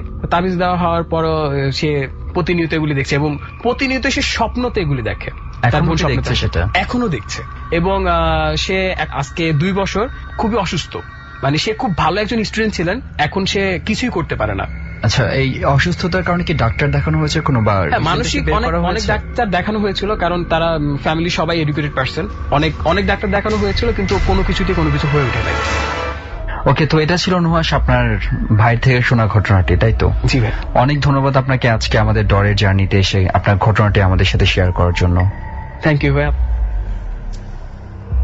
ডরের জার্নি চলছে এবং অলরেডি আমরা বিভিন্ন ধরনের এক্সপেরিয়েন্স শুনতে শুরু করেছি এবং আই হোপ যে কিছু কিছু এক্সপেরিয়েন্স আপনাদের কাছে অনেক ভালো লেগেছে বলে আমার মনে হয়। আমি জানি না আদৌ কার কাছে কিরকম লেগেছে। তো যাই হোক, কথা না বাড়িয়ে এবার আমরা পরবর্তী ঘটনার দিকে যেতে চাই এবং প্রথমে যথারীতি একটু পরিচয়টা জানতে চাই শুরুতে আপনার। আমি মোহাম্মদ রিদা হোসেন, আপনি কোথায় থাকেন? ঢাকার খিলগাঁও গুরানে থাকি। আচ্ছা, তো হৃদয় ভাই, ডর টিমের কাছে আমরা যেটা শুনেছি আপনার বেশ কয়েকটা ঘটনা আছে যেটা আপনি শেয়ার করতে চেয়েছেন আমাদের সাথে। সো আমরা আর সময় নষ্ট করতে চাই না, আমরা সরাসরি ঘটনায় চলে যেতে চাই। আমার প্রথম ঘটনাটা এটা আমার নিজের সাথে ঘটেছে 2006 সালের 16 জন্য আমি নিজে ব্যবসা করি। ওই ব্যবসার আমার যাতায়াতের পড়ছিল 1.5 কিলোর একটু বেশি হবে। তো আমি যাতায়াতের জন্য কারণ আমি একটা সাইকেল কিনেছিলাম। তো আমাদের ওই বাজার থেকে ওই বাজারে যাওয়ার পথে একটা স্থান আছে, দুই পাশে পুকুর, পাশে একটা কবরস্থান আছে, ওইখানে একটা তাল গাছ এবং পাশে একটা ঝাপ আছে। দেখা যেত আমি যখন যাতায়াত করতাম অনেক সময় আমি 9টার পরে কখনোই আসতাম না, যদি দেরি হইতো আমি দোকানে থেকে যেতাম। কেন 9টার পরে আসতেন না? এর আগে শুনেছি যে ওইখানে 100 প্লেস অনেক লোক মারা গেছে এবং পানিতে চুবাইয়া রিসেন্টলি যে বিভিন্ন ঘটনা হ্যাঁ ঘটনা এগুলো আর কি। আমার মাও বলতো যে তুই এইখানে 8টার পর আর আসবি না। আচ্ছা, ওইখানে আসলেই আমার দেখা যেত আমার গার শরীরে পশম দাঁড়াই যেত এবং নিজের ভয় ভয় লাগতো, কে যেন আমার সাথে আছে, কে যেন আমার সাথে আছে, এরকম লাগতো। তো আমি একদিন হঠাৎ করে আসতেছি এবং ওইখানে আসলেই আমি মোবাইলের সাউন্ড দিয়ে একটু গান বাজিয়ে জোরে সাইকেল টানে আসতাম। তো রাস্তা ফাঁকা, ওই দিন আমার একটু দেরি হয়ে গেছে। তার আগে বৃষ্টি হয়েছিল, বৃষ্টির কারণে বিদ্যুৎ ছিল না, আমার জরুরি কাজ সারতে একটু দেরি হয়ে গেছে। আসার পথে আমি পুকুরের সাইডেই আইসা কবরস্থানের একটু আগে ঝাপের কাছে আইসা আমার কি যেন সাথে আমার একটা ধাক্কা লেগে গেল সাইকেল রাস্তার মাঝে। রাস্তার মাঝে কিরকম রাস্তা ছিল? এটা 10 ফিট পাকা রাস্তা হবে, মানে খুব ভালো। হ্যাঁ ভালো রাস্তা, কোনো মানে ভাঙা চুরো ছিল না। এর 2 মাস আগে রাস্তাটা তৈরি করেছে। তো আমি ধাক্কা লেগে গেল, ধাক্কা লাগার পরে আমি পড়ে গেলাম, পড়ে গিয়ে আমি একটা পুকুরের মধ্যে পড়ে গেলাম। আপনি কি যখন ধাক্কা লেগেছে তখন মানে রাস্তার রোড বরাবরই মাঝামাঝি? হ্যাঁ, আমি বরাবর রোড বরাবরই মাঝখান দিয়ে সাইকেল চালাতাম, কারণ ওইখানে রাস্তা ফাঁকা ছিল। সাইডে গেলে আমার হয়তো দেখা যেত, আমি যেহেতু জোরে সাইকেল চালাতেছি নিয়ন্ত্রণ করা কঠিন হইতো, এগুলো আমি রাস্তার মাঝখান দিয়ে সাইকেল চালাইতাম। রাস্তা ছিল সমান 10 ফিটের রাস্তা এবং আমার হাতে ছিল টর্চ লাইট, ওইটা দিয়ে সাইকেলের 2 হ্যান্ডেল ধরতাম আর মোবাইলে গান বাজতো খুব উচ্চ স্বরে। তো আমি দেখতে আসি টর্চ মারিয়া যেন এটা যে রাস্তা একদম ফাঁকা। তো কিসের সাথে আমার যেন ধাক্কা লেগে গেল, ধাক্কা খাওয়ার পরেই আমি দেখা যায় সাইকেল থেকে পড়ে গিয়ে গড়াইয়ে পড়ে এলাম পুকুরের ভিতরে। পুকুরের ভিতরে পড়ে যাওয়ার সাথে সাথে আমার কাঁধের উপরে হাত দিয়েই কে যেন আমাকে চুবাচ্ছে। আমি কিছু দেখতে পারতেছি না, কে যেন আমাকে সুপ্ত করে ধরে রাখছে এবং আমি কোনো কথা বলতে পারতেছি, চিৎকারও করতে পারতেছি না, আমাকে বারবার চুবাচ্ছে। আমি মানে নিজেই মনে হয় যে নিজে নিজে পানির মধ্যে যাচ্ছি এবং অনেক সময় রেখে আমার এরকম অনেক ইয়ার পরে একটা মোটরসাইকেল আসলো। মোটরসাইকেল আলোটা যে পুকুরের দিকে পড়ার পরেই ওরা দেখলো যে সাইকেলটা, সাইকেলটার আমি তো পুকুরের ভিতরে, সাইকেলটা দেখার পরেই যে আলো পড়লো, আলো পড়ার পরে আমাকে ছেড়ে দিল। ছেড়ে দিয়ে আপনি পুকুরে পড়ার পরে কি হলো? আপনাকে চুবাচ্ছে। মানে আপনি চাইলে উঠতে পারছেন? হ্যাঁ, আমি চাইলে উঠতে পারতেছি না, আমাকে নিজে নিজে চুবাচ্ছে। আর আমি অনেক কোনো কিছুর কি প্রেসার অনুভব করছি? হ্যাঁ, আমাকে ঘাড় ধরে আমাকে মানে পানির ভিতরে ঢুকাই রাখতেছে এবং আমি অনেক চেষ্টা করে উঠতে পারতেছি না। আচ্ছা আচ্ছা। তারপর পরে যে মোটরসাইকেলে যে আলোটা পড়লো, আলোটা পড়ার পরে এখন আমার ঘাড়ে হাত নেই, কিছু নাই, মানে আলো পড়ার সাথে সাথে আপনি ফ্রি হয়ে গেছেন? আমি ফ্রি হয়ে গেছি এবং আমার এখনো মনে হয় এখানে দাগটা আছে কিন্তু আমি বলতে পারি না। অনেকদিন পর্যন্ত দাগ ছিল একটা, যে মানুষ জোরে বেঁধে রাখলে যেরকম একটা দাগ পরে, দাগটা পড়েছিল। পরে ওরা তো আমাকে চেনে, ওইটাও আমাদের গোষ্ঠী মামাতো ভাই, ও আমাকে বাসায় নিয়ে গেল। আমার রাতে কোনো ছিল না, পরে আমার সকালবেলা থেকে জ্বর ছিল, আমি 15 দিন জ্বরে ভুগছিলাম। এই ঘটনা আর এখানে আরো একটা হয়েছিল, আমাদের ওই দূরে আশেপাশে তো বাড়িঘর ছিল না, দূরের এক লোক, ওনার আর কি পানের বরজ ছিল। তো উনি দেখতেছে দুবার বেলা একটা সময় একটা লাঠি ওনার সাথে যেন মারামারি করতেছে, ওই পাশে আর কোনো লোক নেই, একটা লাঠি ওনাকে পিটাচ্ছে। উনি একটা লাঠি দিয়ে মানে ওই লাঠির পিটানটা আপনার করতেছে, দেখা যায় একটা লাঠি অটোমেটিক ভাবে নিজে নিজে ওনাকে পিটাচ্ছে, এরকম দেখতেছে। পরে আমাদের বাজারে যে মসজিদের যে ইমাম সাহেব, অনেক দূরে মাদ্রাসা ছিল, তো মাদ্রাসার থেকে নামাজ পড়াইতে আসতেছে। তো এই অবস্থায় ওনাকে দেখতেছে, উনি যে ওই লাঠিটা ধরতে পারে না, এর আগে ওনারে ধরতে পারে, উনি সাথে সাথে অজ্ঞান হয়ে পড়ে গেছে এবং ওই লাঠিটা অটোমেটিক ওইভাবে পড়ে গেছে। সো মানে এই ধরনের বিক্ষিপ্ত কিছু ঘটনা আপনাদের ওই রাস্তাটাকে ঘিরে প্রচলিত আছে। জি, সো দ্যাটস ওয়াই এটা অনেকেই ভয় পায় এবং একটু রাত হয়ে গেলে আর এই রাস্তাটা 3 থেকে 4 জন, মজিদ কাকা, জলিল কাকা আর এক দাদা, উনি ডিম নিয়ে আসতেছিল রাতে হাট থেকে, ওনার ডিম উপরে থেকে কে যেন ভাঙতেছে। ভাঙতেছে উনি বারবার বলতে মানে করতেছে, উনি যে তাকাইয়ে যে দেখছে একটা জিনিস, দেখার সাথে সাথে উনি আর কি ওই ডিমেরই ফালাই রেখে বাসা গেছে। বাসা যাওয়ার পরেই উনি আর কাউকে কিছু বলতে পারে না, উনি পরদিন সকালবেলায় আর কি মারা গেছে আর কি। এরকম 3 জন লোকেই এখানে আর কি ডেট, আমি আমার মানে এখানকার ঘটনায় মারা যায় 3 জন লোকে মারা। ওকে, ওই এলাকার মানুষের একটা ভীতি হবে এই রাস্তাটাকে ঘিরে, খুবই স্বাভাবিক। জি। সো এটা হলো আপনার প্রথম ঘটনা আমরা শুনলাম, আর কোনো ঘটনা কি আছে শোনাতে চান? আর একটা ঘটনা, এটাও আমার সাথে, এটা আমি ঢাকায় আর কি এ মাসের প্রথম সপ্তাহ হবে, খুব সম্ভবত 1-2 তারিখ হবে। তো আমরা বাসাটায় উঠি, ওঠার পরে আমাদের যেহেতু প্রথম বাসা, আমার একটু প্রবলেমে ছিলাম, তো আমরা মোটামুটি ভাবে গুছগাছ করে আমরা নিচ্ছি, ফ্লোরিং করতাম। তো আমাদের বাসা হলো নিচতলা। আমরা কোথায় নিয়েছেন বাসাটা? এটা হলো যে গোড়ানে। ওকে। নিচতলা বাসাটা ছিল, আমরা 1 রুম ভাড়া নেই। তো আমার ওয়াইফ একদিন রাত 2টার পরে হবে যে পাশের রুম থেকে মনে হচ্ছে যে কে যেন রান্না বান্না করতেছে, যে রান্নাঘরে যেরকম শব্দ আসে, একটার সাথে পাতিলের সাথে একটার সাথে লাগতেছে, এরকম শব্দ হচ্ছে। ও আমাকে ডাক দিয়েছে প্রথম দিন শোনার পরে, ও কিছু বলে না। পরের দিন ও আমাকে এরকম শোনার পরে আমাকে ডাক দিয়েছে। ডাক দেওয়ার পর পরদিন সকালবেলা আমাদের পাশের রুমে যে এক ভাবি থাকে, ওনার হাজবেন্ড পুলিশের চাকরি করে, ওনার কাছে জিজ্ঞাসা করলাম যে ভাবি এরকম যে হাড়ি পাতিলের শব্দ শুনতে পাচ্ছি, আপনারা কি রাতে রান্না বান্না করেন? তারপর বললো যে না তো ভাই, আমরা তো রাতে রান্না বান্না করি না, আর এইগুলা শোনা ঠিক না, আপনারা দোয়া দরুদ পড়ে ঘুমাবেন। তারপর বললাম যে ভাবি এইগুলা কি বলেন যে এগুলো শোনা ঠিক না? কয় কি না, এগুলো শোনা ভুল ঠিক না, মানে এগুলো যা শুনছেন এগুলা কিছু মনে না করিয়া দোয়া দরুদ পড়ে রাতে ঘুমাবেন। এইটার বলার একদিন পরেই আমাদের জানলা ছিল 2টা, একটা হলো পূর্ব পাশে আর একটা হলো উত্তর পাশে। তো জানলার 4টা করেই ছিল, পাট ছিল। তো ওই 4টা পাট আর এই সাইডের 3টা পাট আমি আটকে ঘুমাতাম, একটা পাটটা খোলা রাখতাম হাওয়া বাতাসের জন্য।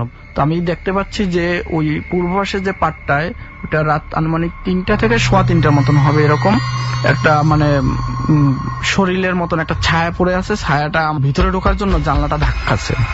আমি প্রথম দেখি, দেখার পরে আমার ওয়াইফকে আমি ডাক দেই যে দেখো, ও তো আমাকে দেখে, ও তো মানে পুরা ভয়তে ও কাঁপতেছে। তারপর বললাম যে কাইপো না, দেখি কি অবস্থা। আমি পরে সাথে সাথে এই জানলাটা, যেটার একটা পাট খোলা ছিল, এটা আমি আটকিয়ে দিয়ে আমাদের যে বাবু আছে, আমরা ফ্লোরিং করতাম, আমরা ইয়াতে দক্ষিণ পাশে গিয়েই আমাদের মানে বেডটা টান দিয়ে নিয়ে গেছি। নিয়ে যেয়ে ও আমার জড়াই দেখতে পান জানলার একটা পশমালা ইয়ার মতন আছে, ওইটা আমাদের জানলাটা থাবড়াচ্ছে, বিশাল আকৃতির আর কি বডিটা। এবং একটা যে 4টা পাটের জানলাটার পুরো পাটেই ওর বডিটা আটতেছে না। আচ্ছা। পরে থাবড়াচ্ছে, এই অবস্থায় চলতেছে। চলার পরে যখন আমার ওয়াইফ আর কি দোয়া দুরূদ শরীফ এরকম সূরা মানে যে যতটুকু পারে এতটুকু পড়তেছে, তো এরকমই করতেছে, বারবার এরকম ধাক্কাছে ভিতরে ঢোকার জন্য। তো দেখা ও কাঁদতেছে, আমিও কাঁদতেছি, বলে কি অবস্থা। ওরে ফজরের আজান দেওয়ার 10 থেকে 15 মিনিট হবে, আর আগে ওই জিনিসটা নেই। মানে এতক্ষণ টানা, তাহলে তো অনেক দীর্ঘ সময়। প্রায় 2 ঘন্টার মতনই হবে খুব সম্ভবত। এই সময় আশেপাশের কোনো মানুষকে ডাকতে পারেন না? আমার আশেপাশে মানুষ ডাকবো কিভাবে? আমাদের ভিতরে ও ঢোকার জন্য চেষ্টা চালাচ্ছে। আমরা যদি দরজা খুলে পাশের থেকে আমরা যদি কাউকে ডাক দেই, তাহলে যদি আমাদের রুমের ভিতরে ঢুকে যায়। আর আমরা বাসাটাও নিছি নতুন, কারো মোবাইল নম্বর ছিল না। আচ্ছা আচ্ছা। পরে এই আশেপাশের মানুষজনের সাথে ওইভাবে পরিচয় গড়ে ওঠেনি এবং ভয়ে দরজাও খুলতে পারছে। হ্যাঁ, পরে আমরা এই পরিস্থিতির পরে আমরা ওই বাসিটা আর কি চেঞ্জ করে ফেলে নতুন বাসায় উঠেছে। ডর মানে ভয়। হন্টেড বাই প্রাণ মিস্টার ম্যাঙ্গো ক্যান্ডি। আরো একবার স্বাগত জানাচ্ছি ডরে। রাত 1টা এবং বলার অপেক্ষাই রাখে না, অনেক গভীর রাত। এই রাতে কোথায় কি ঘটছে তার অনেক কিছুই আমরা জানি না। প্রিয় শ্রোতা, ডরে যে ঘটনাগুলো ঘটে গেছে তা জানার জন্য আরো খানিকক্ষণ নিশ্চয়ই আপনি আমাদের সঙ্গেই থাকবেন। বাই দ্য ওয়ে, রেসিপিটার কথা বলছিলাম, একটু মনে করিয়ে দিচ্ছি। ঘর যদি ঘরে থেকে থাকেন, একেবারে ঘুটঘুটে অন্ধকার করে রাখলে ভালো হয়। বিশেষ করে যারা ভয়ের স্বাদ পেতে চান তাদের জন্য রেসিপিটা। ঘরটা ঘুটঘুটে অন্ধকার থাকবে, কিংবা আপনি যদি বাইরে শোনেন তাহলে একটা শুনশান নীরব জায়গাটা বেছে নেবেন, 1 কিংবা 2 বন্ধু মিলে শুনলেও। আর ক্রিস্টাল ক্লিয়ার সাউন্ডে শোনা যায় সে বিষয়টি আপনি নিশ্চিত করবেন, কারণ ডরের যখন এই কথাগুলো বলে তখন পেছনে যে ব্যাকগ্রাউন্ড মিউজিক আপনারা শুনতে পান সেটা অনেকখানি এনভায়রনমেন্ট তৈরির জন্য সাহায্য করে, যে কাজটি করে লোবান। আর অবশ্যই ঘরের মধ্যে থাকলে জানালাটা হালকা করে খোলা রাখুন। বাই দ্য ওয়ে, আরেকটা পদ্ধতি আছে। আপনি কি অনুভব করেন আপনার আশেপাশে কেউ একজন ঘুরঘুর করে ঘুরছে, আপনার দিকে তাকিয়ে আছে এক দৃষ্টিতে, খুব কাছাকাছি, শরীরের খুব কাছাকাছি, কিন্তু আপনি তাকে দেখতে পাচ্ছেন না? ফিরছি আবারও ঠিক সেই জায়গাটিতে যেখানে ছোট্ট একটা বিরতি নিয়েছিলাম। ডর।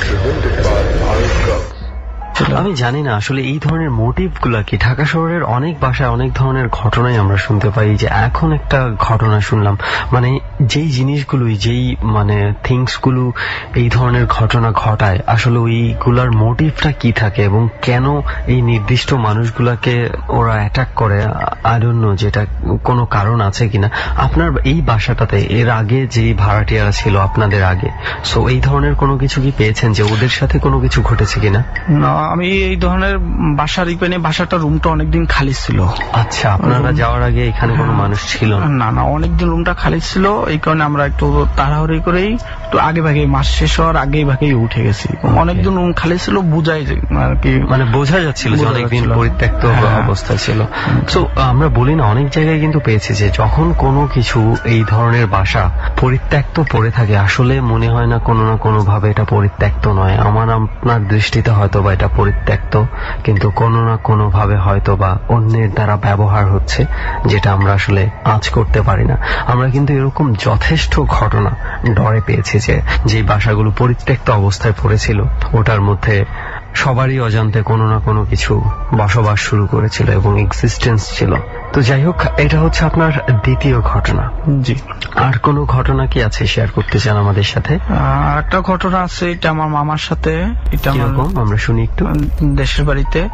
তো মামা দেখা যাচ্ছে সেই একই এলাকায়, কোন এলাকার নাম? এটা আমাদের আরেকটা ইউনিয়নে। আচ্ছা, এটা গৌনদী থানার যে কোনো একটা ইউনিয়নে হবে। ওকে। এটা মামা যেহেতু পলিটিক্স করতো, প্লাস একটা ডায়াগনস্টিক সেন্টারের ব্যবস্থাপনা পরিচালক ছিল, তো মামা মোটরসাইকেল নিয়ে দেখা যেত অনেক রাত হতো, এবং যে রাস্তা দিয়ে আসতো ওই রাস্তাটা আধা কিলো 1 কিলোর ভিতরে আশেপাশে কোথাও বাড়িঘর ছিল না, শুধু পানের বরজ ছিল। পানের বরজ আর আপনার ধান খাতের জমি ছিল। তো ওইখানে একটা বট গাছ আছে, ওই বট গাছটার অনেক আগে আমি ছোট থাকাকালীন অবস্থা ওইখানে একটা মেয়েকে নির্যাতন করে মেরে ফেলা হয়েছিল। ওই থেকে ওই পথে 8টার পরে, সন্ধ্যার পরে আর কি, ওই পথ দিয়ে কেউ প্রয়োজনে যদি অতি প্রয়োজনে তো 1-এর অধিক লোকজন যেত, তাছাড়া কেউ একা কখনো যেত না। তো মামা যেহেতু করতো, অনেক সময় দেখা যেত একা যেত বা লোকজন সাথে থাকতো। তো একদিন মামা রাস্তা দিয়ে যাচ্ছে, মানে মোটরসাইকেল, হ্যাঁ একা যাচ্ছে, তো হঠাৎ করে ওই গাছটার নিচে গেছে পরে মোটরসাইকেলটা ওনার স্টার্ট বন্ধ হয়ে গেছে। যেই গাছটা এখানে একটা মেয়েকে মেরে ফেলা হয়েছিল অনেক আগে, নিচে, হ্যাঁ, পরে গেছে পরে মোটরসাইকেলের স্টার্টটা বন্ধ হয়ে গেছে। তো স্টার্টটা বন্ধ হয়ে গেছে, মামা মনে হচ্ছে কোনো প্রবলেম হয়েছে কিনা, তেলের লাইন অফ আছে কিনা, এই কারণে মামা মোটরসাইকেলটা নেমে স্ট্যান্ড করে দেখতে গেছে। দেখতে যাওয়ার কারণে উনি হঠাৎ করে উপর দিকে গাছের দিকে যে কোনো কানবাসের চোখটা গেছে। তো উনি যেটা দেখলো ওইটা দেখার জন্য উনি আসলে প্রস্তুত ছিল না। কি দেখেছেন? উনি দেখেছে যে একটা সাদা কাপড় পরা একটা মহিলা 2 দিকে 2 হাত করে দাঁড়িয়ে আছে, এবং ওনার চুলগুলি পড়েছে একদম বট গাছের নিচে, যে পাশে একটা খাল আছে, খালের ভিতরে মানে খালের পানি ছুঁই এরকম চুলগুলো পড়ে গেছে। এগুলো দেখার পরে মামা খুব মানে জোরে একটা চিৎকার দিয়ে দৌড় দিছে। দৌড় দেওয়ার পরে পান বরজের পাশে উনি পড়ে গেছে। পড়ে যাওয়ার পর উনি অজ্ঞান হয়ে গেছে, এবং ওনাকে সকালবেলা ওই বাড়ি যে কাজ করতে লোকজন আসছে, আসার পরে আর কি ওনাকে ওইখান থেকে উদ্ধার করে বাড়ি নিয়ে আসছে। বাড়ি নেওয়ার পরে ওই থেকেই মামা অসুস্থ, এখন পর্যন্ত অসুস্থ। এটা প্রায় আনুমানিক হবে 10 বছরের উপরে আর কি ঘটনাটা, 10 বছর আগের ঘটনাটা। তো মামা এখন আর কি অসুস্থ, মাঝে মাঝে অসুস্থ হয়, এবং ওনার মেরুদণ্ডতে ওই থেকে পড়ে গিয়ে হয়েছে বা যেভাবে ব্যথা অনুভব করে, এবং অনেক প্রবলেম আর কি সব। আচ্ছা, ওই রাস্তাটা দিয়ে। সো দ্যাট মিনস হচ্ছে যে ওই মেয়েটাকে ওখানে খুন করার পর থেকেই ওই জায়গাটাতেই, হ্যাঁ ওই জায়গাটা মেয়েটা খুন করার পরে ওইখান দিয়ে আর কি লোকজন করে না, বিভিন্ন জন লোকে আর কি বিভিন্ন প্রকার প্রবলেমের পরিস্থিতি দেখা গেছে। ওইখানে বসে কেউ একজন চিৎকার করতেছে, মানে রাস্তা দিয়ে হেঁটে যাচ্ছে 3-4 জন, দেখা যায় আশেপাশ থেকে চিৎকার করতেছে। তারা খুব দ্রুত স্থানটা ত্যাগ করে, কারণ অনেক এলাকায় যারা বসবাস করে তারা তো জানে যে এখানে কি একটা যে হয়েছে, প্রবলেম আছে। আসলে ওই যা হয় আর কি, রিউমার যদি ছড়িয়ে যায় কোন একটা ঘটনা, যতটুকু সত্যি হোক বা মিথ্যা হোক, এটা মানুষের মনের অজান্তেই মানুষের মধ্যে একটা ভয় গেঁথে যায়। কোন একটা এরিয়া সম্পর্কে যদি আপনি জানেন যে এখানে কোনো একটা প্রবলেম হয়তো আছে, কয়েকজন ভয় পেয়েছে, আপনার মনের অজান্তে দেখবেন যে আপনিও ভয় পেতে শুরু করবেন যে আসলেই হয়তো বা এখানে কিছু একটা আছে। তবে এই সব ক্ষেত্রে আমি বলবো যে এই রিউমার গুলাকে সব ক্ষেত্রে প্রাধান্য দিতে গেলে আপনার কিন্তু চলাফেরা করার গণ্ডিটা অনেক ছোট হয়ে আসবে। তবে হ্যাঁ, এসব ঘটনাতে এতটুকু বলতেই হয় যে একটু সাবধান থাকা ভালো। তো যাই হোক, অনেক ধন্যবাদ আপনাকে আমাদের এই জার্নিতে এসে আপনার ঘটনাগুলো আমাদের সাথে শেয়ার করেছেন। আপনাদেরকেও ধন্যবাদ। ডরের জার্নি চলছে এবং আমরা এক একজনের এক্সপেরিয়েন্স শুনছি এবং সেই ধারাবাহিকতায় এই মুহূর্তে আরো একজন রয়েছে আমাদের সাথে এবং তার ঘটনা আমরা শুনবো। আর বরাবরের মতো তার ঘটনাতে যাওয়ার আগে তার পরিচয়টা একটু আমরা ভালো করে জেনে নেব। যদিও ডর টিম জানে প্রত্যেকের পরিচয়, বাট আই থিঙ্ক যে এখানে আমরা যারা রয়েছে, ইনফ্যাক্ট যারা রেডিওতে শুনছে আমাদেরকে, তাদেরও পরিচয়টা জানা দরকার। আপনার নাম কি এবং কোথায় থাকেন, কি করেন বর্তমানে? আমি ইয়াসিন আরাফাত, জগন্নাথ বিশ্ববিদ্যালয় রাষ্ট্রবিজ্ঞান মাস্টার্স, থাকি রামপুরা। আচ্ছা, আমরা ডর টিমের কাছে যতটুকু শুনেছি আপনার মনে হয় বেশ কিছুদিন আগের একটা ঘটনা রয়েছে যেটা ঢাকাতেই ঘটেছে। ওই ঘটনাটা একটু আমরা পুরো বিস্তারিত ভাবে জানতে চাই আপনার কাছে, কি ঘটেছিল আসলে? সময়টা ছিল 2010 সাল। তখন আমরা ইউনিভার্সিটি অ্যাডমিশন ক্যান্ডিডেট ছিলাম তখন। তো আমরা যাত্রাবাড়ি মিরহাজিরবাগে চৌরাস্তা মোড়ে একটা বাসা ভাড়া নেই আমরা যারা ইউনিভার্সিটি অ্যাডমিশন ক্যান্ডিডেট ছিলাম।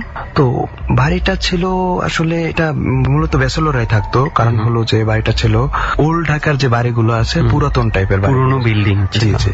আমরা প্রায় 2 মাস থাকার পর হঠাৎ একদিন বৃহস্পতিবার রাতে আমাদের মোস্ট অফ ম্যাচের মেম্বার গুলো চলে গেছে। হলো যে পরের দিন শুক্রবার। তা আমরা 4 জন ছিলাম, আমাদের পরীক্ষা ছিল। তার ভিতরে আমাদের সাথে একটা ছেলে ছিল ইলিয়াস, সে ছিল কোরআনে হাফেজ। সে চলে গেছে আবার হঠাৎ করে হোস্টেলে, হলো যে ওদিন রাতে ব্রাজিলে খেলা ছিল, সে ওখানে চলে গেছে। বাট আমরা পরীক্ষা ছিল বলে আমরা যাইনি। আমরা 3 জন আমরা রাতে রেডিও টেডিও শুনলাম, যে গল্প করলাম। করার পর তখন প্রায় রাত্র 1টা, আমরা ঘুমাবো, পরের দিন সকালে পরীক্ষা আছে। তো এই কারণে আমি ওদেরকে বললাম যে তোরা ওই রুমে গিয়ে ঘুমা, আমি এই রুমে ঘুমাচ্ছি। শাহাদাত একটা ছেলে ছিল আমাদের সাথে, শাহাদাত যেতে চায়নি। সে বারবার খালি আমার রুমে যে একটু গল্প করি। আমি জোর করে ওদেরকে বললাম যে চলে যা, সকালে পরীক্ষা আছে, আমাকে পরীক্ষা দিতে হবে। তারপর ঘুমাই গেলাম। তো ঘুমিয়ে যাওয়ার পরে হলো কি, হঠাৎ রাত্রে তখন প্রায় 3টা বাজে ধ্রিম করে একটা আওয়াজ হলো, একেবারে পুরো বিল্ডিং কেঁপে গেল। আমি তো একদম ঘুম থেকে উঠে, যেটাকে বলে আর কি, চোখ এরকম বড় বড় হয়ে গেছিল আমার, যে আমি কিসের আওয়াজ হলো, শরীর কাঁপতে ছিল তখন আর কি। তো আমি তখন চোখ যতই বন্ধ করার চেষ্টা করছি, আমার চোখ বন্ধ হচ্ছে না, আমার চোখ বারবার খুলে যাচ্ছে। ঠিক তখন বাহিরের যে একটা আবছা আলো, যে বিভিন্ন ব্যালকনিতে বা বাহিরের লাইটিং, যে ওই আলোগুলোর একটা অংশ বা একটা শেডও কিন্তু বাতাসের সাথে নড়ছে, আর আমার রুমে এটা বারবার করে আমি দেখতে পাচ্ছি। একটু পরে দেখলাম যে আমার পাশের রুমে লাইট জ্বলছে, আর একটা আওয়াজ আসছে যে আমি শাহাদাত।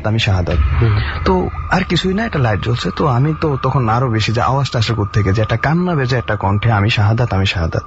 তো আমি একদম তখন ভীত সন্তুষ্ট হয়ে নিজেকে একদম কি বলে সেভ রাখার জন্য আমরা যেভাবে থাকি, ঠিক ওইভাবে আমি তাকিয়ে আছি যে আদৌ কি হচ্ছে। ঠিক কিছুক্ষণের মধ্যে আমার দরজায় নক করলো যে আরাফাত উঠ, তোর সাথে কথা আছে। তো আমি আরো ভয় পেয়ে গেলাম, যে এত রাতে তখন 3টা বাজে, আমাকে আরাফাত উঠ, এটা কেমন না। আমি ঘুমের ভাঁজ ধরে বললাম যে কে, মারুফ? বললো যে হ্যাঁ আমি মারুফ, একটু দরজাটা খোল। আমার দরজাটা কিন্তু লাগানো ছিল না, চিটকে লাগানো ছিল না, ধাক্কা দেওয়া ছিল। বললাম যে জোরে ধাক্কা দিয়ে খোলা আছে। সে ঢুকলো। ঢুকার পর আমার ভয় আরো বেশি শুরু করলো, যে আদৌ কে ঢুকলো আমার রুমে। আমি তাকে বললাম যে লাইটটা জ্বালা, যদি লাইটটা জ্বলে, তার যদি শেডো থাকে, ছায়া থাকে, তাহলে সে মানুষ, আদারওয়াইজ সে মানুষ না। তো আমাদের যে টিউব লাইটটা ছিল, তো টিউব লাইটে ওইভাবে আমি ঠিক বুঝতে পারিনি যেটা কি আদৌ কি ছায়া না। তখন ভয় আরো বেশি কাজ করছিল, যে আমি যে কথা বলবো, আমার কাঁপা শুরু হয়ে গেছিল, যে আমি কি বলবো তাকে। তাই সে লাইট জ্বালালো। লাইট জ্বালানোর পর আমার পাশে আসলো। তখন আমি ভালো করে দেখলাম যে দিস ইজ মারুফ। তো আমি বললাম যে কি সমস্যা, কি হয়েছে বা আদৌ কি। তখন আমি কাঁপতেছিলাম। তখন আমার কাঁপা দেখে সে আরো বেশি কাঁপতেছিল, যে আরাফাত কি যেন একটা হয়েছে, আমার রুমে একটু আয়। তো আমি বললাম যে আমি এত রাতে তোর রুমে যাবো কিভাবে। আমি যখন বলতেছিলাম তখন আমার শরীর কাঁপতেছিল, যে ঠিক আমি তাকে কিভাবে বলবো। তো অনেকক্ষণ পরে আমি তার রুমে তাকে নিয়ে গেলাম, যে একেবারে দোয়া টোয়া পরে নিজেকে ঝাড় ফুঁক দিয়ে তারপর আমি গেলাম ওদের রুমে। গিয়ে দেখলাম যে তখন একদম লাইটের আলোতে স্পষ্ট দেখতে পাচ্ছি যে মারুফ আসছে। মারুফের পুরো শরীরটা একেবারে গলা থেকে হাত পা, এগুলো একদম রক্তাক্ত একটা অবস্থা হয়ে আছে, যে একটা মানুষ মারামারি করলে বা ফাঁসরাফাঁসি করলে যেটা হয় আর কি, একেবারে এরকম। শাহাদাত যে রক্তাক্ত অবস্থা, রক্ত ঝরছে না, মারুফের রক্ত ঝরছে না, বাট একেবারে পুরো বডি টডি লাল হয়ে আছে। বাট শাহাদাত যে ছেলেটা, ওই ছেলেটা একেবারে রক্ত ঝরছে তার শরীর থেকে, বিভিন্ন জায়গায় কি বলে এটাকে, কেটে গেছে একেবারে, অনেক জায়গায় কেটে গেছে, এবং তার শরীর থেকে রক্ত, নাক থেকে রক্ত পড়তেছে, এদিক থেকে রক্ত পড়তেছে। সে একদম রুমের কোণা থেকে কাঁপতেছিল, একেবারে কি বলে আমরা পাগল যাদেরকে দেখি না যে তারা রুমের এক কোণা থেকে অনেক সময় পাগলামি করে, সে একদম মানে বাচ্চা ফোলাপানির মতো ওই রুমের কোণে থেকে কাঁদতেছিল আর কান্না করতেছিল। কেমন যেন মানে তখন তো আর নিজেকে ঠিক রাখাও একটা কষ্টকর হয়ে গেছে যে আসলে কি হচ্ছে এখানে, বা সে এমন কেন আর এ এমন কেন। আমি যে কিছু বলবো তাও ভাষা হারিয়ে ফেলছি, যে শুধু ভাবছে যদি ওই ইলিয়াস থাকতো সে তো কোরআনে হাফেজ কিছু একটা বলতে পারতো, এখন আমি তো তাও বলতে পারতেছি না। তো ইলিয়াসকে ফোন দিলাম, ইলিয়াসও কোনো ফোন ধরে না, কাউকে ফোন দেবো সেই এত রাত্রে কে ফোন ধরবে বা আদৌ কি হয়েছে। তারপর অনেকক্ষণ ওইভাবে বসেছিলাম, বসে থাকার পরে জিজ্ঞেস করলাম যে মারুফকে, মারুফ আদৌ কি হয়েছে। পরে মারুফ আমাকে বলল যে আমি ঘুমিয়ে আছি, হঠাৎ করে শাহাদাত আমাকে গলা চেপে ধরছে, বারবার গলা চেপে ধরছে, মানে একবার দুইবার তিনবার, আমি তাকে সরিয়ে দিচ্ছি, সে আবার গলা চেপে ধরছে। তো একটা পর্যায়ে আমি কি করলাম, আমি মনে হচ্ছে যেন আমি মরে যাচ্ছি। তখন আমি আমার শরীরের সমস্ত শক্তি একখানে করে জোরে একটা ইয়ে করলাম, তাকে আমি ধাক্কা দিলাম, সে উড়ে গিয়ে একদম দেয়ালের সাথে পড়ছে। দেয়ালের সাথে পড়ার সেই জন্যই হয়তো বা হ্যাঁ শব্দটা ওইটাই, শব্দটা ছিল ওটাই। হ্যাঁ, তারপর থেকে আর শাহাদাত আমার উপরে আর আসে না বা আমাকে গলা চাপ দিতে আসে না, ওই কোণা থেকে কান্না করতেছিল বারবার এবং তার রক্ত ঝরছিল। তখন কেন করছিল এটাও? এটা করছিল হলো যে তখন তো আমি শাহাদাতের সাথে কথা বলতে পারছিলাম না, কজ হলো যে ওই পরিবেশটা ছিল না শাহাদাতের। পরে 1 hours or half an hours then আমি তাকে বললাম আস্তে আস্তে যে শাহাদাত আদৌ কি হয়েছে আমাকে একটু বল, আমি তো আছি, কিছু হবে না, আমাকে একটু বল। খুব সাহস করে বললাম। তখন সে কিভাবে যেন একটু ঘুঙ্গানো টাইপের কথা আছে না, যে ওইভাবে বলতেছে যে আমাকে মারতে আসছে। তো কে মারতে আসছে? বললো যে বিশাল এক প্রাণী আমাকে মারতে আসছে, আমি প্রাণীটার সাথে তখন ফাইট করছি, কিন্তু প্রাণীটার সাথে আমি পেরে উঠিনি। প্রাণীটা আমাকে বারবার মারতে আসছিল, আমি প্রাণীটাকে অনেকক্ষণ প্রাণীর সাথে ঝগড়া করছি। ও দ্যাট মিনস হচ্ছে যে যে ফ্রেন্ডকে উনি মারতে যাচ্ছিল সেই ফ্রেন্ডটাকে সে অন্য কিছু ভাবছিল। হ্যাঁ, সে বারবার বলতেছে যে এখানে মারুফ ছিল না, এখানে একটা প্রাণী ছিল, সেই প্রাণীটা আমাকে বারবার মারতে আসছে। আচ্ছা, তারপর আমি বললাম যে এখানে তো মারুফ ছিল, এখানে তো অন্য কেউ ছিল না, প্রাণী আসবে কোত্থেকে? বললো যে না, এখানে মারুফ ছিল না, মারুফ এখন আসছে, মারুফ তো তোর রুমে ছিল। আচ্ছা, তো এইভাবে আমরা বসে আছি, কি বলবো, তাছাড়া রুমে কোনো ওষুধ নাই। আমরা থাকতাম ব্যাচেলর থাকতাম, তো আমাদের এখানে ওষুধ আসবে কোত্থেকে? ফ্যামিলি ভাষা তো কিছু থাকে, আমাদের তো ইউনিভার্সিটি ক্যান্ডিডেট, সো আমাদের এখানে তো ওষুধ দিয়ে আমরা কি করবো? ওইভাবে আমরা তাকে জাস্ট মাথায় একটু পানি দেওয়া, শরীরটা একটু মুছে দেওয়া। যখন তার মাথায় পানি দিচ্ছি তার পুরো শরীর কাঁপতে ছিল, মানে পানি দেওয়ার সাথে সাথে সে আরো মনে হয় যেন কেমন যেন হয়ে যাচ্ছে, এরকম একটা অবস্থা। তো এইভাবে রাতটা কোন রকম কেটে গেল আর কি। এই তারপর সকালে সবাইকে খবর দিলাম, সবাই আসলো, আমাদের বাড়িওয়ালাকে খবর দিলাম, তো বাড়িওয়ালা আসেনি। বাড়িওয়ালা মেবি আসেনি, কেন আসেনি জানি না। আমরা এখানে একটু প্রবলেম ফিল করছি যে এটা কি আপনার পূর্ব কোনো প্রবলেম কিনা, কিন্তু বাড়িওয়ালা আমাদের তাকে সাড়া দেয়নি। আচ্ছা, আশেপাশে যারা অন্যান্য ব্যাচেলররা ছিল মেসে ছিল, তাদের কাছে কি কোনো ধরনের কোনো পেয়েছেন, তারা এই ধরনের কোনো কিছু ফেস করেছে কিনা? তাদের কাছে আসলে এখানে একটা কথা হলো কি, আমরা ওখানে উঠছিলাম ঠিক 1.5 মাস থেকে 2 মাস হয়েছে তখন। তো এর আগে যারা আমাদের বড় ভাই ছিল বা এর আগে যারা এখানে ছিল, কেউ 1 মাসের বেশি স্টে করেনি। 1 মাস 1.5 মাস সর্বোচ্চ 2 মাসের ভিতরে সবাই চলে যায়। কেন চলে যায় কেউ কোনো রিজন বলে না, জাস্ট এখানে আসে, আসার পর আর তাকে চলে যেতে হবে সেইটাই জানে মনে হয়। যে আচ্ছা, আমার একটা পয়েন্ট আছে, আমি একটা বিষয় আমি একটু ক্লিয়ার হতে চাই। আচ্ছা, আপনি বলছেন যে আপনার এক ফ্রেন্ড, আপনারা যে দেখলেন এক ফ্রেন্ড আরেক ফ্রেন্ডকে মেরেছিল এবং সেটা সে অন্য কিছু ভেবেছিল। আপনি শিওর যে তাদের মধ্যে কোনো দ্বন্দ্ব ছিল না? এটা হতে পারে তাদের পার্সোনাল কোনো ক্ল্যাশও হতে পারে। না, এটা হওয়ার কোনো প্রশ্নই আসে না। কারণ হলো যে আমরা খুব ক্লোজ ফ্রেন্ড বলি, ওর ভোজন ফ্রেন্ড বলি, একদম সোনায় সোহাগা আমরা ছিলাম একেবারে। একজন আরেকজনের মানে একজন আরেকজনকে ছাড়া ভাবতে পারতাম না, পারি না এখনো, এরকম ফ্রেন্ড। সো এখানে তো কোনো ইয়ে থাকার প্রশ্নই আসে না। এই ধরনের মানে ঝগড়া হওয়ার মতো কোনো পরিবেশ বা না, এটা তখনও ছিল না, এখনো নেই। আচ্ছা, তো ওকে, এইটা আমার মাথায় একটা প্রশ্ন ঘুরছিল আর কি, এই জন্য আমি প্রশ্নটা করলাম যে এমনও তো হতে পারে যে তাদের মধ্যে কোনো প্রবলেম ছিল, সেটা মারামারিতে রূপ নিয়েছে, তো সেটাও যেহেতু নাই। এবং এই বাড়িটার কোনো ইতিহাস বা এর আগে কোনো ইতিহাস আছে কিনা, এই ধরনের ঘটনা ঘটার মতো কোনো কারণ আছে কিনা, সেটা কিছু জানতে পেরেছেন? মানে আমরা যেটুকু বাইরে থেকে দেখতে পাই, বাড়িটা একটু আগে বললাম যে এটা একটা পুরাতন, একটা পুরান ঢাকা টাইপের বাড়ি, একদম ভৌতিক টাইপের একটা বাড়ি। আসলে একটা কেমন যেন টাইপের একটা বাড়ি।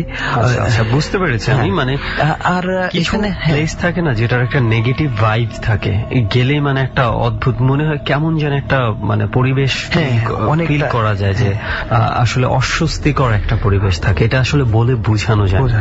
ওই ধরনের একটা ফিল ছিল পুরো জায়গাটাতে। আরেকটা জিনিস হলো যে এখানে তো কিছু একটা আছে বটে, যে আমি এখন এখানে এসে বলতেছি কিন্তু অনেক হয়তো বলে না, বা তখন আমরা জিজ্ঞেস করছি আদৌ কি হয়েছে, তাও সেও কিন্তু বলে না। যারাই চলে যাচ্ছে পার্সোনাল কাজ। এখন পার্সোনাল কাজের কারণে তো সবাই চলে যেতে পারে না, একজন দুজন যেতে পারে, কেউ 1 মাসে বেশি স্টে করে না, 1.5 মাসে বেশি স্টে করে না। ওকে, সো আপনারা কি এরপরে স্টে করেছিলেন? না, আমরা আর এরপরে স্টে করিনি। ওই মাসটা শেষ হয়েছে সাথে সাথে চলে আসছে। ওই মাসটা যে ছিলাম ব্যাপারটা এরকমও না, জাস্ট আমাদের আন্ডারে ছিল ওই মাসটা আর কি, বাট আমরা অন্য বাসা চলে গেছি, আমাদের যা যারা আত্মীয়।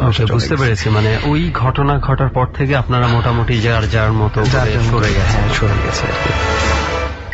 ওকে, সো এইটাই ছিল আপনার ঘটনা।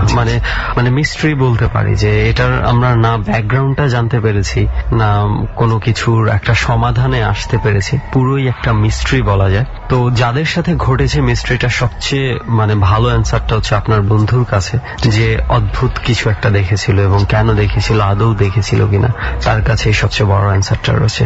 তো যাই হোক, অনেক ধন্যবাদ আপনাকে যে আপনার এই ঘটনাটা আমাদের সাথে শেয়ার করার জন্য। আপনাকে ধন্যবাদ। ডর মানে ভয়, হন্টেড বাই প্রাণ মিস্টার ম্যাঙ্গো ক্যান্ডি।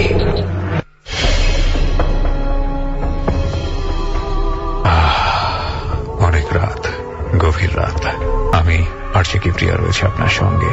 একটি একটি করে বাংলাদেশের 105টি জায়গা ঘুরে ফেলেছি আমরা। বেশ কয়েকজন বন্ধু আমাকে টেক্সট পাঠিয়েছেন ফেসবুকের ঠিকানাটা আপনারা নিশ্চয়ই জানেন, www.facebook.com/dortarot DAARTAROT। আমি আবারও বলছি DAARTAROT।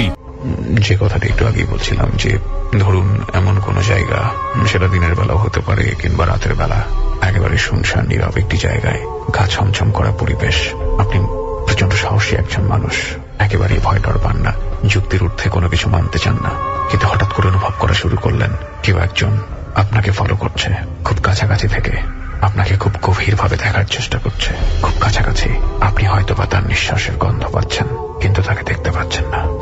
আমরা এরকম কিছু অনুভূতি নিয়ে আজকের ডরটা এখানে উপস্থাপন করছি। কথা না বাড়িয়ে আবারও ফিরছি ঠিক সেই জায়গায় যেখানে ছোট্ট একটা বিরতি নিয়েছিলাম। ডর। শুনছেন ডর হন্টেড বাই প্রাণ মিস্টার ম্যাঙ্গো ক্যান্ডির সাথে আছি শান্ত, সুমন এবং আরজি কিবরিয়া, এবং একের পর এক আমরা ঘটনা শুনে চলেছি। এই মুহূর্তে আরো একটি ঘটনা শুনতে যাচ্ছি, তবে সেই ঘটনাটি শুনবার আগে আমরা একটু শুনে নিব তার নামটা এবং পরিচয়টি। আমি রাব্বি, আমি এসেছি উত্তরা পুলিশ হেডকোয়ার্টার থেকে। আমার গল্পটা হচ্ছে, গল্প না, এটা আমার নিজের সাথে ঘটে যাওয়া একটা ঘটনা। তো আমি যখন ফরিদপুর পুলিশ লাইনে থাকতাম, আমার বাসাটা ফরিদপুর পুলিশ লাইন কোয়ার্টার ছিল। আমার বাসায় আমি 4 বছর কোনো প্যারানর্মাল অ্যাক্টিভিটিস পাইনি, বাট 2013 আমার সাথে একটা ঘটনা ঘটে যায়। সেটা হচ্ছে আমার টেস্ট পরীক্ষার আগে। আপনি কিসে পড়ছিলেন তখন? আমি তখন এসএসসি পরীক্ষা দিব। আচ্ছা আচ্ছা। এসএসসি পরীক্ষার টেস্ট পরীক্ষার 4 দিন আগে ঘটে যাওয়া ঘটনা। এটা হচ্ছে প্রথম দিন আমি 3টা 3:30 পর্যন্ত পড়ালেখা করে আমি হাত মুখ ধুয়ে বেডে ঘুমাইতে আসি। তো যখন বেডে ঘুমাইতে আসি তো আমার দরজা লক এবং মশারি টানানো। তো ফার্স্ট ডে আমি 3:30টার দিকে একবার আমার ঘুম ভাঙে। তো ঘুম ভাঙার পর আমি খেয়াল করি আমার দরজাটা খোলা। তো আমি হঠাৎ একবার একটু ঘুমের চোখে আমি অতটা কেয়ার নিইনি, আর দেখলাম দরজাটা খোলা আর একটা কালো অবয়বের মতো রয়েছে। তো আমি জিনিসটার পাত্তা দিলাম না, আমার হইতেই পারে, দরজা খোলা হইতেই পারে। আর আবার এমনও হতে পারে যে আপনি অনেক রাত জেগে পড়েছেন, এটা হ্যালুসিনেশনের মতো কিছু একটা হয়েছে। সো আমি ফার্স্ট ডে কোনো ইন্টারেস্ট নেইনি ওর উপরে। সেকেন্ড ডে আমি এগেইন দেখি যে আমার দরজা আবার খোলা এবং আমার পড়ার টেবিল চেয়ারে কে একজন বসে আছে আর আমার দিকেই ফেস করে বসে আছে, ঠিক আছে, কিন্তু ফেসটা দেখা যাচ্ছে না, শুধু একটা কালো অবয়ব বসে আছে, এটুক দেখা যাচ্ছে। তো আমি সেদিনও কিছু মনে করিনি যে হইতেই পারে, আমার চেয়ারটা ঘোরানো ছিল আর মনে হচ্ছে যে একজন বসে আছে, মানে জাস্ট চোখের দেখা বা আপনার কাছে মনে হচ্ছিল যে কি এমন হবে, ছায়াই তো দেখতে পাচ্ছি, হইতেই পারে। অন্য কোনো কিছুর ছায়াও হয়তো হতে পারে। হতে পারে, বাট আমি এইটুক চিন্তা করিনি, কারণ যে কোনো কিছু হইলে সে তো আমার কোনো ক্ষতি করতেছে না, কেন আমি তাকে আগবাড়ায় ডিস্টার্ব করতে যাব, সে আমার দিক বসে আছে। মোট কথা হচ্ছে আপনি কোনো গায়ে মাখছেন না, গায়ে যা দেখছেন মাঝে মাঝে এরকমই আর কি। তো সেদিন আমি কিছু মনে করি নাই, কিছুক্ষণ ওয়েট করে আমি ঘুমাই পড়ছি আবার। তো থার্ড ডে আমার, থার্ড ডে বলতে কি তার ঠিক পরের দিনই নাকি হ্যাঁ, কিছুদিন তার পরের দিনই। ও একটা নাই, প্রথম একটা না। দ্বিতীয় তৃতীয় এভাবে দেখছেন? একটা না, থার্ড ডে আমার বেডের পাশে ছোপাই বসে আছে, আমার বেডের পাশেই সোফায় বসে আছে কি?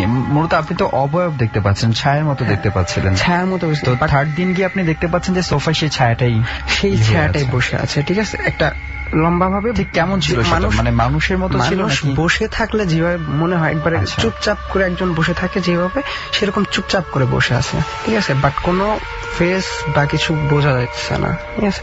তো থার্ড ডে আমি মশারি টানাইছিলাম না, এমনি মশা কামড় লাগছিল না, আর অনেক টায়ার্ড ছিলাম, পড়তে পড়তে মাথা ব্যথা গেছিল, তো এমনি ঘুমায় পড়ছিলাম। থার্ড ডে তে যখন লাইক 3:30 পরে, ঘটনাটা ঘটার 10 মিনিট পরে আজান দিছে, তো আমার মাথায় যখন হাত দিছে, 2 সেকেন্ড হবে, 2 থেকে 3 সেকেন্ড হবে, আমার মাথায় হাত দিয়ে একটা মানে বোলাইছে, যেভাবে হাত বোলায়, তো একটা হাত বোলানোর সাথে আমার মনে হয়েছে যে কিছু একটা আমার মানে লোমস্য জিনিস, লোমস্য কি মানে অনেক নরম একটা জিনিস আমার উপর দিয়ে গেল, আর আমার ঘুমটা অনেক হালকা হওয়ার কারণে আমার হঠাৎ করে ঘুম ভেঙে যায়, আর আমি লাফ দিয়ে উঠি। মানে আপনি ফিল করেন যে আপনাকে কেউ টাচ করছে, মাথায় টাচ করছে, আমাকে হাত বোলাই গেছে। এমনিতে আপনার বাসার মানুষ কি হতে পারে সেটা আপনার কি? না, আমার বাসার ফ্ল্যাটটা হচ্ছে 4 রুমের ফ্ল্যাট, তো লাস্ট প্রান্তে আব্বু আম্মু থাকে আর ফার্স্টে আমি থাকি, আর ভাইয়া বড় আপু সব ঢাকায় থাকে। আচ্ছা আচ্ছা, তো মূলত ওইভাবে কেউ চান্স নাই। আচ্ছা, তারপর কি দরজা খোলা দেখেছিলেন, বা মানে যদি লজিক্যালি আমরা চিন্তা ভাবনা করি কি হতে পারে সেটা? সেদিন আমি আবার দরজা খোলা দেখিনি, সেদিন দরজা লক, দরজা বন্ধ, এর মাঝে আপনি ফিল করলেন কেউ একজন আপনার মাথায় হাত কেউ আমার মাথায় হাত বলছে, তো আমি উঠে বসছি, বসে আমি তখন ঘামতেছি, সাডেনলি ঘামার কারণটা আমি বুঝিনি। আমি তো অ্যাকচুয়ালি শরীরে গরমের কাজ ছিল, কিন্তু ফ্যান ছিল ফুল স্পিডে, আর আমি ঘামার কোনো কারণ না, বাসার ভিতর কেউ ভয় পেয়ে গেছেন এই কারণে মূলত ঘামছেন? হয়তো ভয় পেয়ে গেছি। আর জিনিসটা হচ্ছে কি, আমি যখন উঠছি সেকেন্ড টাইমে আমি দৌড় দিয়ে উঠে লাইট জ্বালাইছি, দৌড় দিয়ে উঠে লাইট জ্বালাই, দেখি আমার রুমে কেউ নাই, এবং আমি দরজা খুলছি, দরজা টান দিয়ে খুলে দেখি পুরা ফ্ল্যাটে আব্বু আম্মুর রুম আটকানো, মানে কেউই নাই সেখানে। তারপরে কি কিছুক্ষণ 10 মিনিট পর বসে আছি বিছানার উপর, 10 মিনিট পর আজান দিছে। তো পরদিন সকালবেলা আমি যখন আমার ফ্রেন্ডদের জানাই যে জানিস আমার সাথে এই কাহিনী হয়ে গেছে, আমি অনেক ভয় পাইছি, তো ওরা বলতেছে দূর, এসব কোনো আজে বাজে স্বপ্ন দেখাস আর আমাদের কাছে এসে মজা নেস। পরে মানে কেউ সিরিয়াসলি নেয়নি, কারণ আমার সাথে এই পর্যন্ত কোনো কিছু হয়নি, তো মনে করছে মজা। পরে আমি মসজিদে যাই, আমার হুজুরকে বলি নামাজ শেষে যে হুজুর আমার সাথে এই ঘটনা হয়ে গেছে, আমি এরকম ভয় পাইছি। পরে আমাকে বলতেছে যে হয়ে গেছে, তোমার তো কোনো ক্ষতি করেনি। আমি কই না হুজুর, আমাকে কোনো ক্ষতি করেনি। পরে সে আমাকে কিছু দোয়া দরুদ করে ফু দিয়ে দিয়েছে।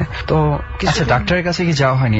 হুজুরের কাছে কেন যাওয়া হলো ফার্স্ট? হুজুরের কাছে গেছি কারণ আমি ওটা ভয় পাইছি। মানে আপনার কাছে বিষয়টা মনে হচ্ছিল যে বিষয়টা আসলে ডাক্তারের সাথে যায় না, কারণ আমার বাসায় তখন কেউ ছিল না, আমার আব্বু আম্মু অন্য পাশে ঘুমাইতেছে, আর আমি বেড থেকে উঠে কাউকে খুঁজে পাইনি, ইভেন আমি দরজা খুলেও বাইরে হয়েছি যে কেউ আছে কিনা। বাট আমি অ্যাকচুয়ালি মানে ভূতের গল্পটার উপর শুনি অনেক, ঠিক আছে, কিন্তু এইভাবে আমার সাথে হয়ে যাবে সেটা ভাবতে পারিনি। তো পরে 2-3 দিন 4-5 দিন এরকম ভালো গেছে। তো মাঝে হঠাৎ করে আবার একদিন আমি এরকম স্বপ্ন দেখি কি ফিল করি। পরে ওইটা ফিল করছি আমি যখন বাইরে ছিলাম, বাইরে গেছি একটা রাত্রে 11:30-12টার দিকে এক ফ্রেন্ডের কাছে একটা শিট ছিল আমার, তো আমি ওর কাছে নিতে গেছি। ওর কাছ থেকে শিট নেওয়ার পরে যাওয়ার সময় আমার সাথে কিছুই নাই, শিট নেওয়ার পরে ওর বাসা থেকে বাইর হওয়ার পরে আমি যখন যতদূরই হাঁটি মনে হচ্ছে আমার পিস পিস কেউ হাঁটতেছে। আচ্ছা, পিস পিস কেউ হাঁটে। সেটা ঠিক কখন? 11:30-12টার সময়? 11:30টার দিকে। আচ্ছা, কোন এলাকাতে আপনার ফ্রেন্ডের বাসা ছিল? ফ্রেন্ডের বাসা ছিল কমলাপুরে। ও, আপনি কমলাপুরে এসেছিলেন? হ্যাঁ, আমি পুলিশ লাইন থেকে কমলাপুরে আসছিলাম। আচ্ছা, 11:30 অতটা বেশি রাতও না জেলার জন্য একটা। তো তো আমি যখন ওর সাথে দেখা করি তখন কোনো সমস্যা নেই, বাট ওর কাছ থেকে যখন ফেরত আসি তখন মনে হচ্ছে কি আমার পিছ পিছ হাঁটতেছে। তো রাস্তায় তো লাইট আছে, তো পিছন দিক ঘুরে আমি কাউকে খুঁজে পাইনি, মানে পুরা রাস্তায় আমি একা। আচ্ছা, তো হাঁটতে হাঁটতে বেশিক্ষণ লাগে না, 10 মিনিট লাগবে হাইটে আসতে। তো বাসার কাছে যখন চলে আসি, বাসার কাছে একটু আগেই একটা বট গাছ আছে, অনেক পুরানো বট গাছ, 100 বছর। আচ্ছা, একটা ব্যাপার আমি একটু ক্লিয়ার হয়নি, মূলত আপনি ওই সময় কোন পুলিশ ফাঁড়িতে থাকতেন? পুলিশ ফাঁড়ি না, এটা হচ্ছে ফরিদপুর পুলিশ লাইন। ফরিদপুরে সেটা? Faridpur police line. আচ্ছা, আর কমলাপুর তো মূলত ঢাকার কথা বলছেন কি আপনি? না, ও আচ্ছা, কমলাপুর কি ফরিদপুরই? কমলাপুর পুলিশ লাইনের পাশে এলাকা। আচ্ছা, actually I got confused, that's why আমি আবার আপনাকে জিজ্ঞেস করলাম। ঠিক আছে, তারপর ওই সেই কমলাপুরে কি হলো আপনি বলেন। কমলাপুরে কিছু হয় না, কমলাপুরতে যখন আমি ফেরত আসি তখন আমার সাথে হয়েছে কি যে অনেক জোরে বাতাস হওয়া শুরু করছে হঠাৎ করে। আচ্ছা, সে রাতের বেলাতে? রাতের বেলাতে বাতাস হওয়াটা নর্মাল জিনিস, এটা তো হাই কোয়ালিটি জিনিস যে ইমাজিন করবো কিছু আছে। তো আমার একটু অনুভূতি হচ্ছিল যে পিছনে কেউ আসছে, কিন্তু বাট বলছি আগে যে আমি অনেক ভূতের গল্প টল্প শুনি, তো বিভিন্ন লোকজনের কাছে শুনি যে কোনো কিছু অনুভব করলে বা কোনো কিছু মনে হলে যে আসতেছে কিছু একটা, তোমাদেরকে পিছনে ফিরে তাকাইতে হয় না। আচ্ছা, তো আমি পিছনে ফিরে তাকাইও নেই। তো তখন আসছি, যখন সামনে আসি তখন গাছটা মানে অনেক বেশি বাতাস হয়েছিল। তো আমি তখন একটু ভয় পাইছিলাম যে সামনে কি ঘটবে আমার সাথে। আল্লাহর রহমত আমার সাথে কিছু ঘটেনি, তখন আমি আল্লাহর রহমতে বাসায় পৌঁছাই গেছি। আচ্ছা, আমরা মূল ঘটনাটাতে একটু যাই। আপনি মূল ঘটনা বলছিলেন যেটা প্রথমে, যে প্রথম দিন, দ্বিতীয় দিন, তৃতীয় দিন আপনি কোন একটা অবয়বকে দেখতে পাচ্ছেন। তারপর তো এটার সাথে তো ওই ঘটনার কোনো সম্পৃক্ততা নেই। এখন যে ঘটনাটা বললেন আপনি কমলাপুর দেখার সময়, আমি বলতে পারবো না, কারণ আমি। আচ্ছা, পরে কি সেই ঘটনার কোনো পুনরাবৃত্তি হয়েছিল? এমন কি হয়েছে যে আপনি আবারও দেখতে পান ওরকম টাইপের কোনো? না, এখন দেখতে পাই না, বাট আমার কাছে মনে হয় যে আমি রাত্রেবেলা যখন একা থাকি তখন আমার সাথে কিছু একটা থাকে, বাট অনুভূতি করি, বাট আর সামনে পাই না। ফার্স্ট টাইম যেরকম সামনে আসছিল একটা কালো অবয়ব, সেরকম আমি সামনে কোনো কিছু পাই না। যদি আমি পাই তো আবার দেখা হবে। আচ্ছা, তো এই ছিল আপনার ঘটনা? হ্যাঁ, এই ছিল আমার ঘটনা। অনেক ধন্যবাদ আপনাকে আমাদের ডরে এসে আপনার ঘটনা আমাদের সাথে শেয়ার করার জন্য। ওয়েলকাম। চলছে ডর, শান্ত এবং সুমন আছে এবং আমরা একের পর এক ঘটনা শুনে যাচ্ছি। আর সুমন, কেমন লাগলো আগের যে ঘটনাটা শুনলে? আমি বলেছি আসলে ঘটনার সময় যে কি রকম মনে হয়েছে আমার কাছে। কি জানো, তুমি যে কথাটা বললে না, সেই জিনিসটা আমার সাথেও ঘটেছে এবং আমার এক আত্মীয় বাসায় আমি সেই ব্যাপারটা দেখেছিলাম যে জিন কিভাবে নামানো হয়, এবং জিনের ভয়েস আমি শুনেছি কিন্তু অবয়ব দেখিনি। যাই হোক, সেই ঘটনা তো চলে গেছে, আমরা পরের ঘটনায় চলে যাচ্ছি। রাইট, আমরা পরবর্তীতে যেই অতিথি আমাদের সাথে আছে আমরা তার ঘটনা শুনবো, তার এক্সপেরিয়েন্স গুলো শুনবো। সেই এক্সপেরিয়েন্সে যাওয়ার আগে একটু আমরা আবার বলতে চাই যে অনেকেই রয়েছে যে পুরো দেশ জুড়ে, আমরা জানি দেশের বাইরেও অনেকেই রয়েছে যারা আমাদের সাথে প্রায় ইমেইল করে, আমাদেরকে ফেসবুকে নক করে আমাদের সাথে যোগাযোগ করতে চায়। তাদেরকে বলি যে ফেসবুকে যদি যোগাযোগ করতে চান, ডরের পেজ রয়েছে, এখানে এসে আপনি যোগাযোগ করতে পারেন। তবে আমাদের কাছে যদি আমরা বলি যে পুরো শ্রোতা যারা আছে, সেটা বাংলাদেশের যে প্রান্তেই আপনি থাকেন না কেন, প্রত্যেকের প্রতি আমাদের সমান অগ্রাধিকার। বাংলাদেশের যে কোনো প্রান্ত থেকে আসেন, ডর টিম আপনাকে সমান অগ্রাধিকার দেবে। প্রত্যেকটা লিসনার আমাদের কাছে একদম ভ্যালুয়েবল লিসনার।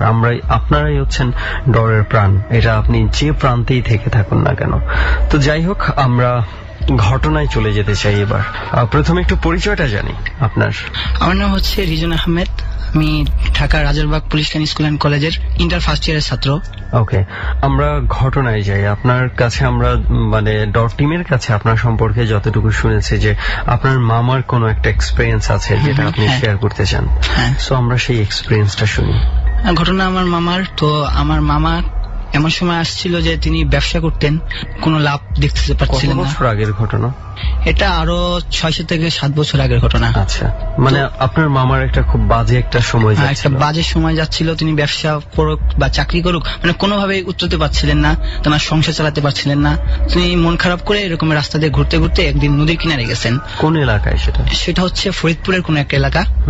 তো তিনি সেখানে যাওয়ার পর তিনার মনে একটা খেয়াল আসলো যে আমি, অনেকে তো পীর ফকিরের কাছে যায়, তো আমি একটু পীর ফকিরের কাছে যে দেখতে পারি বা আমার ঘটনা শেয়ার করতে পারি যে আমার তো এই অবস্থা। তো তিনি এরকম চিন্তা করতে না করতে তিনি এক জঙ্গলের ভিতরে যাচ্ছিলেন, তো এরকম একটা পীর ফকির টাইপের একজন লোককে তিনি দেখতে পেলেন। তো তিনি তার কাছে থেকে ঘটনাগুলো শেয়ার করলেন এবং তাকে বললেন যে ভাই, আমার তো এই অবস্থা, তো আমি কি করতে পারি। তো তিনি তাকে, আমার মামাকে বুদ্ধি দিলেন, কিছু আমল করো, এইভাবে আমল করো। আর একটা জিনিস দিলেন আমার মামাকে, সেটা হচ্ছে যে তুমি যাবে অমুক জায়গায় একটা কবরস্থান আছে, গোরস্থান আছে, ওখানে একটা বট গাছ আছে এবং বট গাছের নিচে একটা কবর আছে, যেখানে তুমি যে ঝাড়পোছ করবে এবং জিয়ারত করবে। আচ্ছা।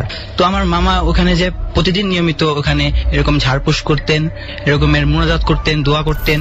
হ্যাঁ, এর আগে একটা ঘটনা বলে রাখা ভালো, সেটা হচ্ছে যে ওই কবরস্থানে নাকি কেউ আর কি এর আগে যে অনেক পুরানো কবরস্থান ছিল, যে কেউ নাকি ওটা খনন করতে পারতো না।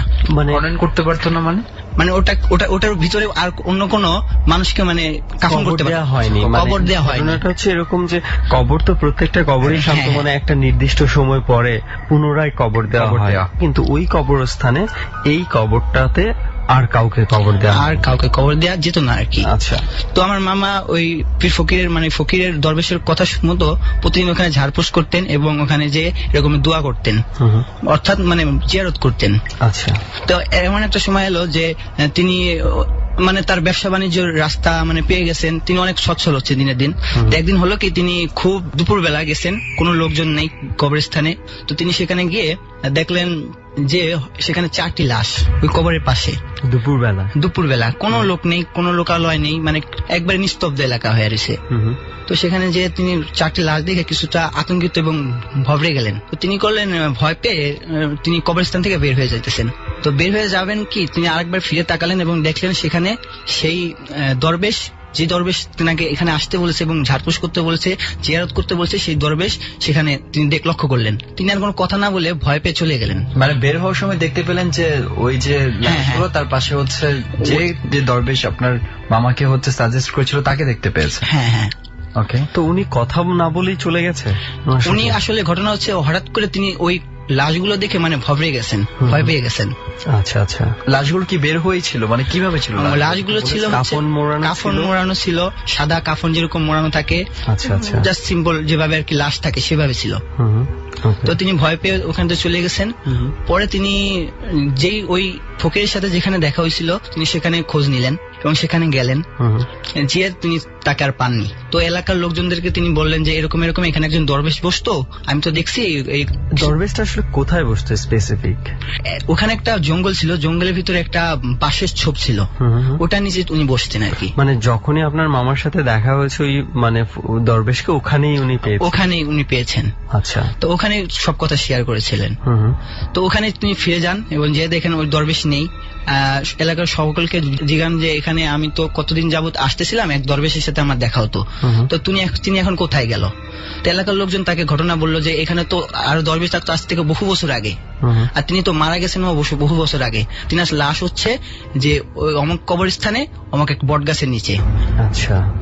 তারপরে তিনি বুঝতে পারলেন, আমার মামা বুঝতে পারলেন যে ঘটনাটা হচ্ছে এরকমের ছিল যে তিনি যেই কবরটা জিয়ারত করতেন, মূলত ওই কবরটা হচ্ছে ওই দরবেশের কবর ছিল। ওই দরবেশের কবর ছিল। তো তিনি ওখানে মানে বুঝতে পারলেন যে এতদিন যার সাথে যার দেখা হতো সেটা নিশ্চয়ই কোনো সুপার ন্যাচারাল ঘটনা ছিল বা এরকম টাইপের কিছু ঘটনা ছিল, যে কারণে তিনি ওই দরবেশ তাকে দিয়ে ওই মানে কবরটা ঝাড়পোছ করাতেন এবং দোয়া করাতেন। আচ্ছা আচ্ছা। এরকম একটা ঘটনা আমি জানি না শান্ত, আসলে এটা নিয়ে আমি কি বলবো, হরর কোনো কিছু কি বলা যায় এটাকে? আই ডোন্ট থিঙ্ক সো যে এটা হরর কোনো কিছু কিনা, কারণ আমরা এই ধরনের অনেক ঘটনা আমি পেয়েছি। একটা ঘটনা আমি বলি যে ডরে একবার ফোনে আমি একটা ঘটনা পেয়েছি যে কোনো একটা মাজারের নিয়ে উনি একটা ঘটনা বলতে চেয়েছিলেন এবং ঘটনাটা এরকম ছিল যে কোনো একজন দরবেশকে নাকি রাতের বেলা দেখা যেত যে সে এক কবর থেকে উঠে আরেক কবরে যেত। আচ্ছা। তো সেটা শেষ পর্যন্ত তার সাথে কন্ট্যাক্ট করা যায়নি, তো সেই জন্য আমরা সেই ঘটনাটাকে আমরা অন এয়ারে আনতে পারিনি এবং আমি চাইনি যে সেই ঘটনাটা আমি নিজে বলতে, এবং আজও আমি নিজে বলছি না, কারণ আমি চেয়েছি যে এটা যার ঘটনা সেই যদি বলতে পারে তাহলে এই ঘটনাটা আমরা অন এয়ার করবো, তাছাড়া আদারওয়াইজ আমি এই ঘটনাটার অন এয়ার করবো না। দ্যাটস ওয়াই আমি শুধু আজকে একটু সেন্সটা দিলাম যে এরকম একটা ঘটনা আমরা পেয়েছিলাম কিন্তু আমরা অন এয়ার করতে পারিনি। আসলে কিছু ব্যাপার থাকে কি যেগুলোকে আসলে না অলৌকিক বলাটাই বেটার। আসলে রাইট, এটা অলৌকিকই আমরা বলতে পারি অনেকটা, যে এখানে মানে আমি প্যারানর্মাল কোনো কিছু একটা কোনো কিছু দেখি না। তবে আমি একটা মোটিভও খুঁজে পেলাম না। আলটিমেটলি ওই দরবেশ ওনাকে উপকার করলো, ওনাকে খুব মানে হতাশা থেকে বের করে নিয়ে আসলো এবং তাছাড়া হঠাৎ করে আবার 4টা লাশই বা কেন দেখালো? 4টা লাশের ব্যাপারটা কিন্তু রহস্য রয়ে যাচ্ছে, কারণ 4টা লাশ কোন জায়গা থেকে আসলো, কেন আসলো, আর কবরের বাইরে কেন পড়ে থাকে, কেন পড়ে থাকবে এবং কেনই বা আবার উনার মামাই দেখতে পাবে, সেটা আর কেউ দেখতে পাবে না। এটা আসলে একটা মিস্ট্রি বলা যেতে পারে। তো এখন আপনার মামা কি অবস্থায় আছে? এখন ভালো অবস্থায় আছে? হ্যাঁ, আমার মামা এখন সব সময় ওই কথা বলেন এবং আমাদেরকে শেয়ার করেন, এবং কেউ নতুন কারোর সাথে দেখা হলে উনি এই কথাগুলো শেয়ার করেন বা আমাদেরকে এরকম বলতেন। আমি বলতে চাচ্ছি যে উনি কি এখন মানে বেশ বেশ সচ্ছলই আছে। ওকে, যাই হোক, আমরা সবসময় যে হরর ঘটনাই শোনাচ্ছি আপনাদেরকে, বিষয়টা এরকম না। কিছু মাঝে মাঝে কিছু আমরা অলৌকিক ঘটনাও শোনাতে পারি, এবং আমি মনে করি যে এটা ওয়ান কাইন্ড অফ একটা অলৌকিক ঘটনা। এবং একটা বিষয় হচ্ছে মানে দুই ঘটনার ক্ষেত্রে সেম হয়, যেগুলো হচ্ছে কোনো ব্যাখ্যা থাকে না। যেমন কেন হচ্ছে যে সেই দরবেশ বা পীর বা যে ফকিরের সাথে কথা হয়েছে, কেন সেই ফকির তাকে ওই কবরই জিয়ারত করতে বললো, ওভার মানে কেন, আমরা কিন্তু কোনো ব্যাখ্যাই খুঁজে পাচ্ছি না। সেটাই হরর কাহিনীগুলোর মধ্যে বা ঘটনাগুলোর মধ্যে কিন্তু সেই কথাই বলা হয়, মানে সেই জিনিসই হয়ে যায়। ওকে, অনেক ধন্যবাদ আপনাকে। আপনাদেরকেও ধন্যবাদ। ডর মানে ভয়, হন্টেড বাই প্রাণ মিস্টার ম্যাঙ্গো ক্যান্ডি। গল্প শুনতে শুনতে গভীর রাত। দাঁড়ান দাঁড়ান দাঁড়ান, যেটা মনে করিয়ে দিচ্ছিলাম, আসলে এই অনুভূতিটা কি আজকে রাতে ভাইরাল হয়ে গেল কিনা? অনেকে আমাকে ফেসবুকে লিখছেন যে কেন বলছো, আমার খুব ভয় লাগছে। যে কথাটি বলছিলাম, ভয়ের স্বাদটা আসলে খুব মারাত্মক। মানুষ ভয়ের স্বাদ পেতে চায়, এবং যে কারণেই বছরের পর বছর, যুগের পর যুগ হলিউডে, টলিউডে বড় বড় বড় বাজেটের ভূতের মুভি হয়। ভূতের গল্প আমাদের ছোটবেলায় মিশে থাকে। ভৌতিক গল্প পড়তে ভালো লাগে বলেই ভয়ের প্রতি অজানার একটা সাথে আমরা প্রতি মুহূর্তে বিচরণ করি। অজানাকে জানার এই যে ভৌতিক জিজ্ঞাসা, সেটা প্রত্যেকটা মানুষের জীবনেই আছে। আপনারা যারা গল্পটা শুনছিলেন, তাদেরকে একটা ছোট্ট গল্প বলি, আমার নিজের গল্প, একেবারে খুব খুব কাছের মানুষের গল্প। আমার খুব কাছের বন্ধু ছিল এক সময়। ও এই জিনিসটা অনুভব করত, একা থাকলে কিংবা খুব নির্জন জায়গায় থাকলে ওর কাছাকাছি কেউ একজন খুব কাছাকাছি থেকে ওকে ফলো করেছে বা করছে। এই অনুভূতিটা ভয়ের তীব্র একটা অনুভূতি। যারা অনেক যুক্তিসিদ্ধ মানুষ আছেন, যারা কোনো কিছুতেই ভয় পান না কিন্তু ভয়ের স্বাদ নেবার ইচ্ছা আছে, একটু চেষ্টা করে দেখতে পারেন। আমরা আবারও ফিরছি একেবারে শেষ ভাগে, সুমন ও শান্তর কাছে, যেখানটায় ছোট্ট একটা বিরতি নিয়েছিলাম, ঠিক সেখান থেকেই। ডর।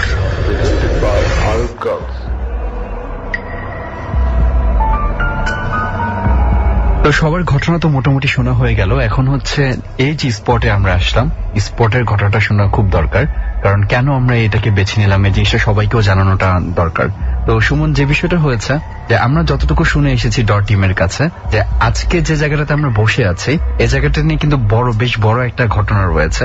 বেসিক্যালি সেটা অনেক আগে থেকেই মানে এখানকার মানুষ জানে, তুমিও ভালো জানো। তুমি যদি একটু ছোট করে বলতে, তারপর আমি আবার বাকিগুলো বলছি।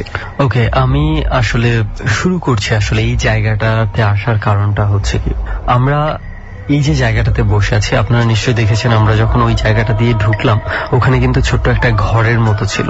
ওখানে কিছু মানুষজন থাকে, যদিও যার কথার উপর ভিত্তি করে আমরা এসেছি ওই মানুষটা বর্তমানে নেই, উনি চলে গেছে। বাট উনার যেই এক্সপেরিয়েন্সটা, এটা কিন্তু এখানে বর্তমানে যারা আছে তাদের মধ্যে কিছুটা হলেও কাজ করে, যদিও তারা এটার খুব একটা আঁচ এখনো পায়নি। তো আমরা যার ঘটনার উপর ভিত্তি করে এখানে এসেছি, তার নামটা না হয় নাই বলি, কারণ তার একটা নিষেধ রয়েছে এই নামটা বলার ক্ষেত্রে। এবার মূল ঘটনাটা শুরু করি। এই জায়গাটা বালি দিয়ে ভরা হয়েছে খুব বেশি দিন হয়নি, আমি যতটুকু শুনেছি হয়তোবা বছরের কাছাকাছি সেরকমটাই হবে, সেরকমই কিংবা আরো কম বেশি হতে পারে, আমরা এক্সাক্ট সময়টা জানি না। এবং আপনারা যেটা দেখতে পাচ্ছেন, বর্তমানে বর্ষাকাল এবং চতুর্দিকে কিন্তু পানি রয়েছে, শুধু রাস্তার এক সাইডেই হচ্ছে যে যেখান থেকে আপনি সরাসরি আসতে পারবেন, বাকি সব দিকেই কিন্তু পানি। শীতকালে এই জায়গাগুলো একদম কিন্তু শুকিয়ে যায়, তখন কিন্তু আশেপাশের মানুষজন যাদের ক্ষেত খামার রয়েছে, অনেক ফসলের চাষ হয় এখানে, যারা এই হাইওয়ে দিয়ে আসা যাওয়া করে তারা নিশ্চয়ই দেখতে পারেন। তো ঘটনা হয়েছে যে আজকে যেই জায়গাটাতে আমরা বসেছি এবং বিস্তীর্ণ যেই জায়গাটা বালি দিয়ে ভরাট করা হয়েছে, একটা সময় কিন্তু এই জায়গাটা আসলে এরকম যে পাশের ক্ষেতগুলো দেখতে পাচ্ছেন পানির নিচে যেগুলো রয়েছে এখনো, একটা সময় কিন্তু এগুলো এই ধরনের ক্ষেতই ছিল। পরবর্তীতে হয়তো যারা কিনেছে বর্তমানে তারা কিনে কোনো একটা ইন্ডাস্ট্রি বা কোনো কিছু করার জন্য হয়তো কিনেছে, যারা বালি দিয়ে পুরো জায়গাটা ভরাট করে ফেলেছে। এবং ভরাট করার পর আমরা যেটা দেখতে পাচ্ছি যে অনেক ইট বালি সিমেন্ট দেখা যাচ্ছে। সো যখন ওনারা এগুলো আনে এবং এগুলোর রক্ষণাবেক্ষণের জন্য নিশ্চয়ই কোনো মানুষের রাখাও দরকার, সেজন্যই কিছু মানুষ রাখা হয়েছিল, হয়তো 2-1 এখানে। তো তাদের মধ্য থেকে একজন ছিল যে এখানে রাতের বেলা দিনের বেলা মানে 24/7 থাকতো এখানে এবং পাহারা দিত এই জিনিসপত্রগুলো। তো তাদের মধ্য থেকে একজনের সাথে যেই ধরনের ঘটনা ঘটতে থাকে, আসলে ওই ঘটনাটাই আজকে আমাদেরকে এত দূরে টেনে নিয়ে এসেছে। এবং এই ধরনের ঘটনা কিন্তু থাকে বেসিক্যালি হচ্ছে মানে এমন হয় কি কিছু জায়গা থাকে না যে জায়গাগুলো নিয়ে মানে কিছু রহস্য থেকেই যায়, এই জায়গাটাও কিন্তু সেরকমই একটা জায়গা। কারণ যে ছেলেটি আমাদেরকে এই ঘটনাটা বলেছিল যে এখানে থাকতো রক্ষণাবেক্ষণের জন্য, তো প্রায় এরকম খালি জায়গা যেখানে হচ্ছে আন্ডার কনস্ট্রাকশন বিল্ডিং করার প্ল্যান চলছে বা জিনিসপত্র এনে রাখা হয়েছে, ওখানে কিন্তু এরকম 2-1 পাহারাদার থাকেই। তো এখানে যে মূল ঘটনাটা, এখানের মূল ঘটনাটা হচ্ছে এরকম যে যেই লোকটা প্রথম দিকে থাকতো এখানে, মানে একটা খুব সিম্পল একটা বিষয় দিয়ে মানে তৈরি হয়েছে যেটা সবাই ইগনোর করবে। কারণ হচ্ছে আপনি তো যখন ঘুমাতে যান অনেকেই তো অনেক ধরনের স্বপ্ন দেখেন। সব স্বপ্ন কি আপনি সব সময় মনে নিয়ে বসে থাকেন? নিশ্চয়ই না। কিন্তু এই লোকটার ক্ষেত্রে যেটা ঘটেছিল, উনি যেদিন এখানে থেকে থাকা শুরু করেছে ঠিক 2-1 দিন পর থেকে একটা স্বপ্ন দেখে। স্বপ্নটা হচ্ছে এরকম যে ঠিক আমরা এখন যেখানে রয়েছি না, এবং যে জায়গাটা আপনাদেরকে ইন্ডিকেট করেছি, ওই জায়গাটাতে একটা কবরস্থান আছে। এবং হ্যাঁ ঠিক আছে, দেখেছে, একদিন স্বপ্ন দেখতেই পারে। তারপরেও উনি স্বপ্ন দেখেছে, ওকে ইগনোর করা যায়, মানে হয়তো এটা মাথায় আসেনি। কিন্তু যখন দিনের পর দিন কন্টিনিউয়াস উনি প্রতিদিন এই স্বপ্নটা দেখে যাচ্ছে ঠিক একটা জায়গায়, মানে ঠিক একটা নির্দিষ্ট জায়গায় উনি প্রতিদিন রাতের বেলা স্বপ্ন দেখছে যে এখানে একটা কবরস্থান আছে, স্পষ্ট দেখতে পাচ্ছে। এবং সেই কবরস্থানেই তাকে মনে হচ্ছে যে ঘুমের মধ্য থেকে তাকে আকর্ষণ করছে ওইদিকে। তো দিনের বেলা সে যথারীতি ঘুম থেকে উঠে ওই জায়গাটাতে যায়, দেখে, খুব খুঁটিয়ে খুঁটিয়ে ভালো করে দেখে যে কবরের কোনো চিহ্ন মাত্র নেই, আর বালি দিয়ে ঢাকা, আর বাড়ির পাশাপাশি হচ্ছে কিছু জিনিসপত্র রাখা আছে, ইটের বস্তা দেখা যাচ্ছে। তো সবকিছু মিলিয়ে খুঁজে পাওয়ার কথাও না, কিন্তু তার মাথায় থেকে যায় যে এখানে তো একটা কবর থাকতে পারে। এবং সবচেয়ে ভয়ঙ্কর ঘটনা যেটা ঘটে, একটা পর্যায়ে উনি যখন ইগনোর করা শুরু করে, কিন্তু ইগনোর করে বেশি দিন থাকতে পারেনি। এই জিনিসটা এত ফ্রিকোয়েন্টলি ঘটে, একটা পর্যায়ে উনি প্রতিদিনই নাকি স্বপ্ন দেখতো, ঘুমাতে গেলেই স্বপ্ন দেখতো যে এখানে একটা কবর আছে, যে কবরটা তাকে অদৃশ্য ভাবে তার মনে হচ্ছে যে তাকে আকর্ষণ করছে, তাকে ওই জায়গাতে নিয়ে যাচ্ছে। ইভেন এমনও নাকি হয়েছে একদিন ঘুমের ঘোরে সে এইখানকার কাছাকাছি চলে এসেছিল এবং তার সাথে যেই লোকটা থাকতো সে হঠাৎ করে তার সামহাও ঘুম ভেঙে গেছে, এবং ঘুম ভেঙে যখন গেছে সে দেখছে যে রাতের বেলা সে এই দিকে হেঁটে আসতেছে, এবং পেছন থেকে তাকে যখন ডাকা হচ্ছে তখন তার কোনো সেন্স নেই, সে হেঁটেই যাচ্ছে একভাবে। তখন তার পাশের লোকটার মানে সন্দেহ হলো যে এরকম ভাবে হাঁটছে কি আসলে, মানে এত রাতের বেলা খুব আস্তে করে ডাক দিলেই শুনতে পারার কথা, এত জোরে জোরে ডাকছে তারপরে শুনছে না কেন।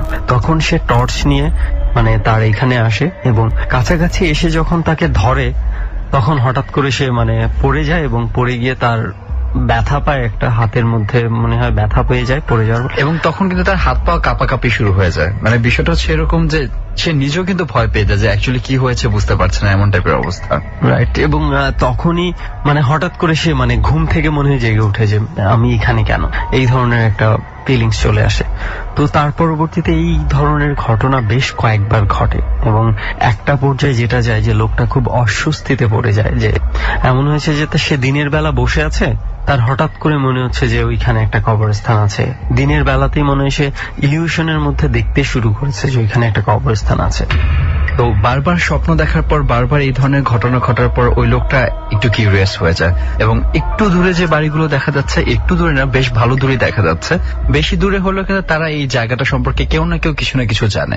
তো পরে এক মুরব্বীর কাছ থেকে জানতে পারে ওই লোকটা যে এখানে একটা লোকের কবর দেওয়া হয়েছিল, সেটা অনেক আগে, তখন এই জায়গায় একদমই ক্ষেত ছিল, তো তার জায়গার উপরে তাকে কবর দেওয়া হয়। পরে তো এখন জায়গা মানে একটা রেভুলেশনের মতো হয়ে গেছে, একদম বালিটারি সবকিছু ফেলে দেওয়া হয়েছে। তারপরও কোনো এক কারণে হয়তোবা মানে যে লোকটা স্বপ্ন দেখছে তার ধারণা যে সে সেই কবরটাকে দেখতে পায়, যে কবরটা মানে যাকে কবর দেওয়া হয়েছিল। সো এরপরে আসলে ঘটনাটা হচ্ছে কি, এরপরে একটা পর্যায়ে এরকম অবস্থায় চলে যায়, সে আস্তে আস্তে অসুস্থ হয়ে যেতে থাকে। এই জিনিসটা তার মধ্যে মানে খুব ভয় ঢুকে যায়। তো একটা পর্যায়ে উনি নাকি এখানকার চাকরি ছেড়েই চলে যায়, এবং তার সাথে যে লোকটা ছিল কিছুদিন পরে সেও চলে যায়। সে আসলে কেন চলে গেছে এটা আমরা এখনো পর্যন্ত জানতে পারিনি। আর আমরা বলেছিলাম যে বর্তমানে যে এখানকার দায়িত্বে রয়েছে তার সাথে কথা বলার জন্য, তাকে আমরা মানে অনুরোধ করেছিলাম যে এই এক্সপিরিয়েন্সটা আমরা তার কাছেই শুনতে চাই। কিন্তু সে আমরা যথেষ্ট অভয় দিয়েছিলাম তাকে যে তার সমস্ত পরিচয় সমস্ত কিছু গোপন করা হবে। সামহাও কোনো একটা কারণে সে বলতে রাজি হয়নি। সো আমাদেরই আসলে দুর্ভাগ্য যে আমরা তার মুখ থেকে শুনতে পারলাম না, থেকে ঘটনাটা শুনতে পারিনি, যেটা শুনতে পারলে হয়তো খুব ভালো হতো। তো যাই হোক, এটা হয়তো খুব বড় কোনো একটা ঘটনা না অনেকের কাছে, বাট আমাদের কাছে মনে হয়েছে যে ইন্টারেস্টিং একটা ঘটনা। সো আমরা যেতে পারি, কারণ আমরা কিন্তু এখনো জানি না যে এই কনস্ট্রাকশনটা তৈরি হওয়ার অপেক্ষায় আছে। কে জানে যে সেই কনস্ট্রাকশনেও পরবর্তীতে কেউ কোনো কিছু দেখতে পায় কিনা, কারণ আমরা তো এরকম ঘটনা অনেক পেয়েছি। সেটাই। তো যাই হোক, এই ছিল এখানকার ঘটনা, যে জন্য আজকে এত দূরে আপনাদেরকে এখানে নিয়ে এসেছি। এবং আপনাদেরকে আরো একবার সবাইকে আমি ধন্যবাদ জানাতে চাই ডর টিমের পক্ষ থেকে, যে আপনারা আমাদের এই জার্নিতে এসে আপনাদের ঘটনাগুলো শেয়ার করেছেন। সো আজকের মতো আমরা ডরের জার্নিটা এখানেই শেষ করতে চাই, এবং আমরা আবারও সবাইকে কথা দিতে চাই ডর টিম আরো এক ঝাঁক অতিথি নিয়ে আপনাদের সাথে কোনো একটা হন্টেড প্লেস থেকে যোগ দিবে। ডর মানে ভয়। হন্টেড বাই প্রাণ মিস্টার ম্যাঙ্গো ক্যান্ডি।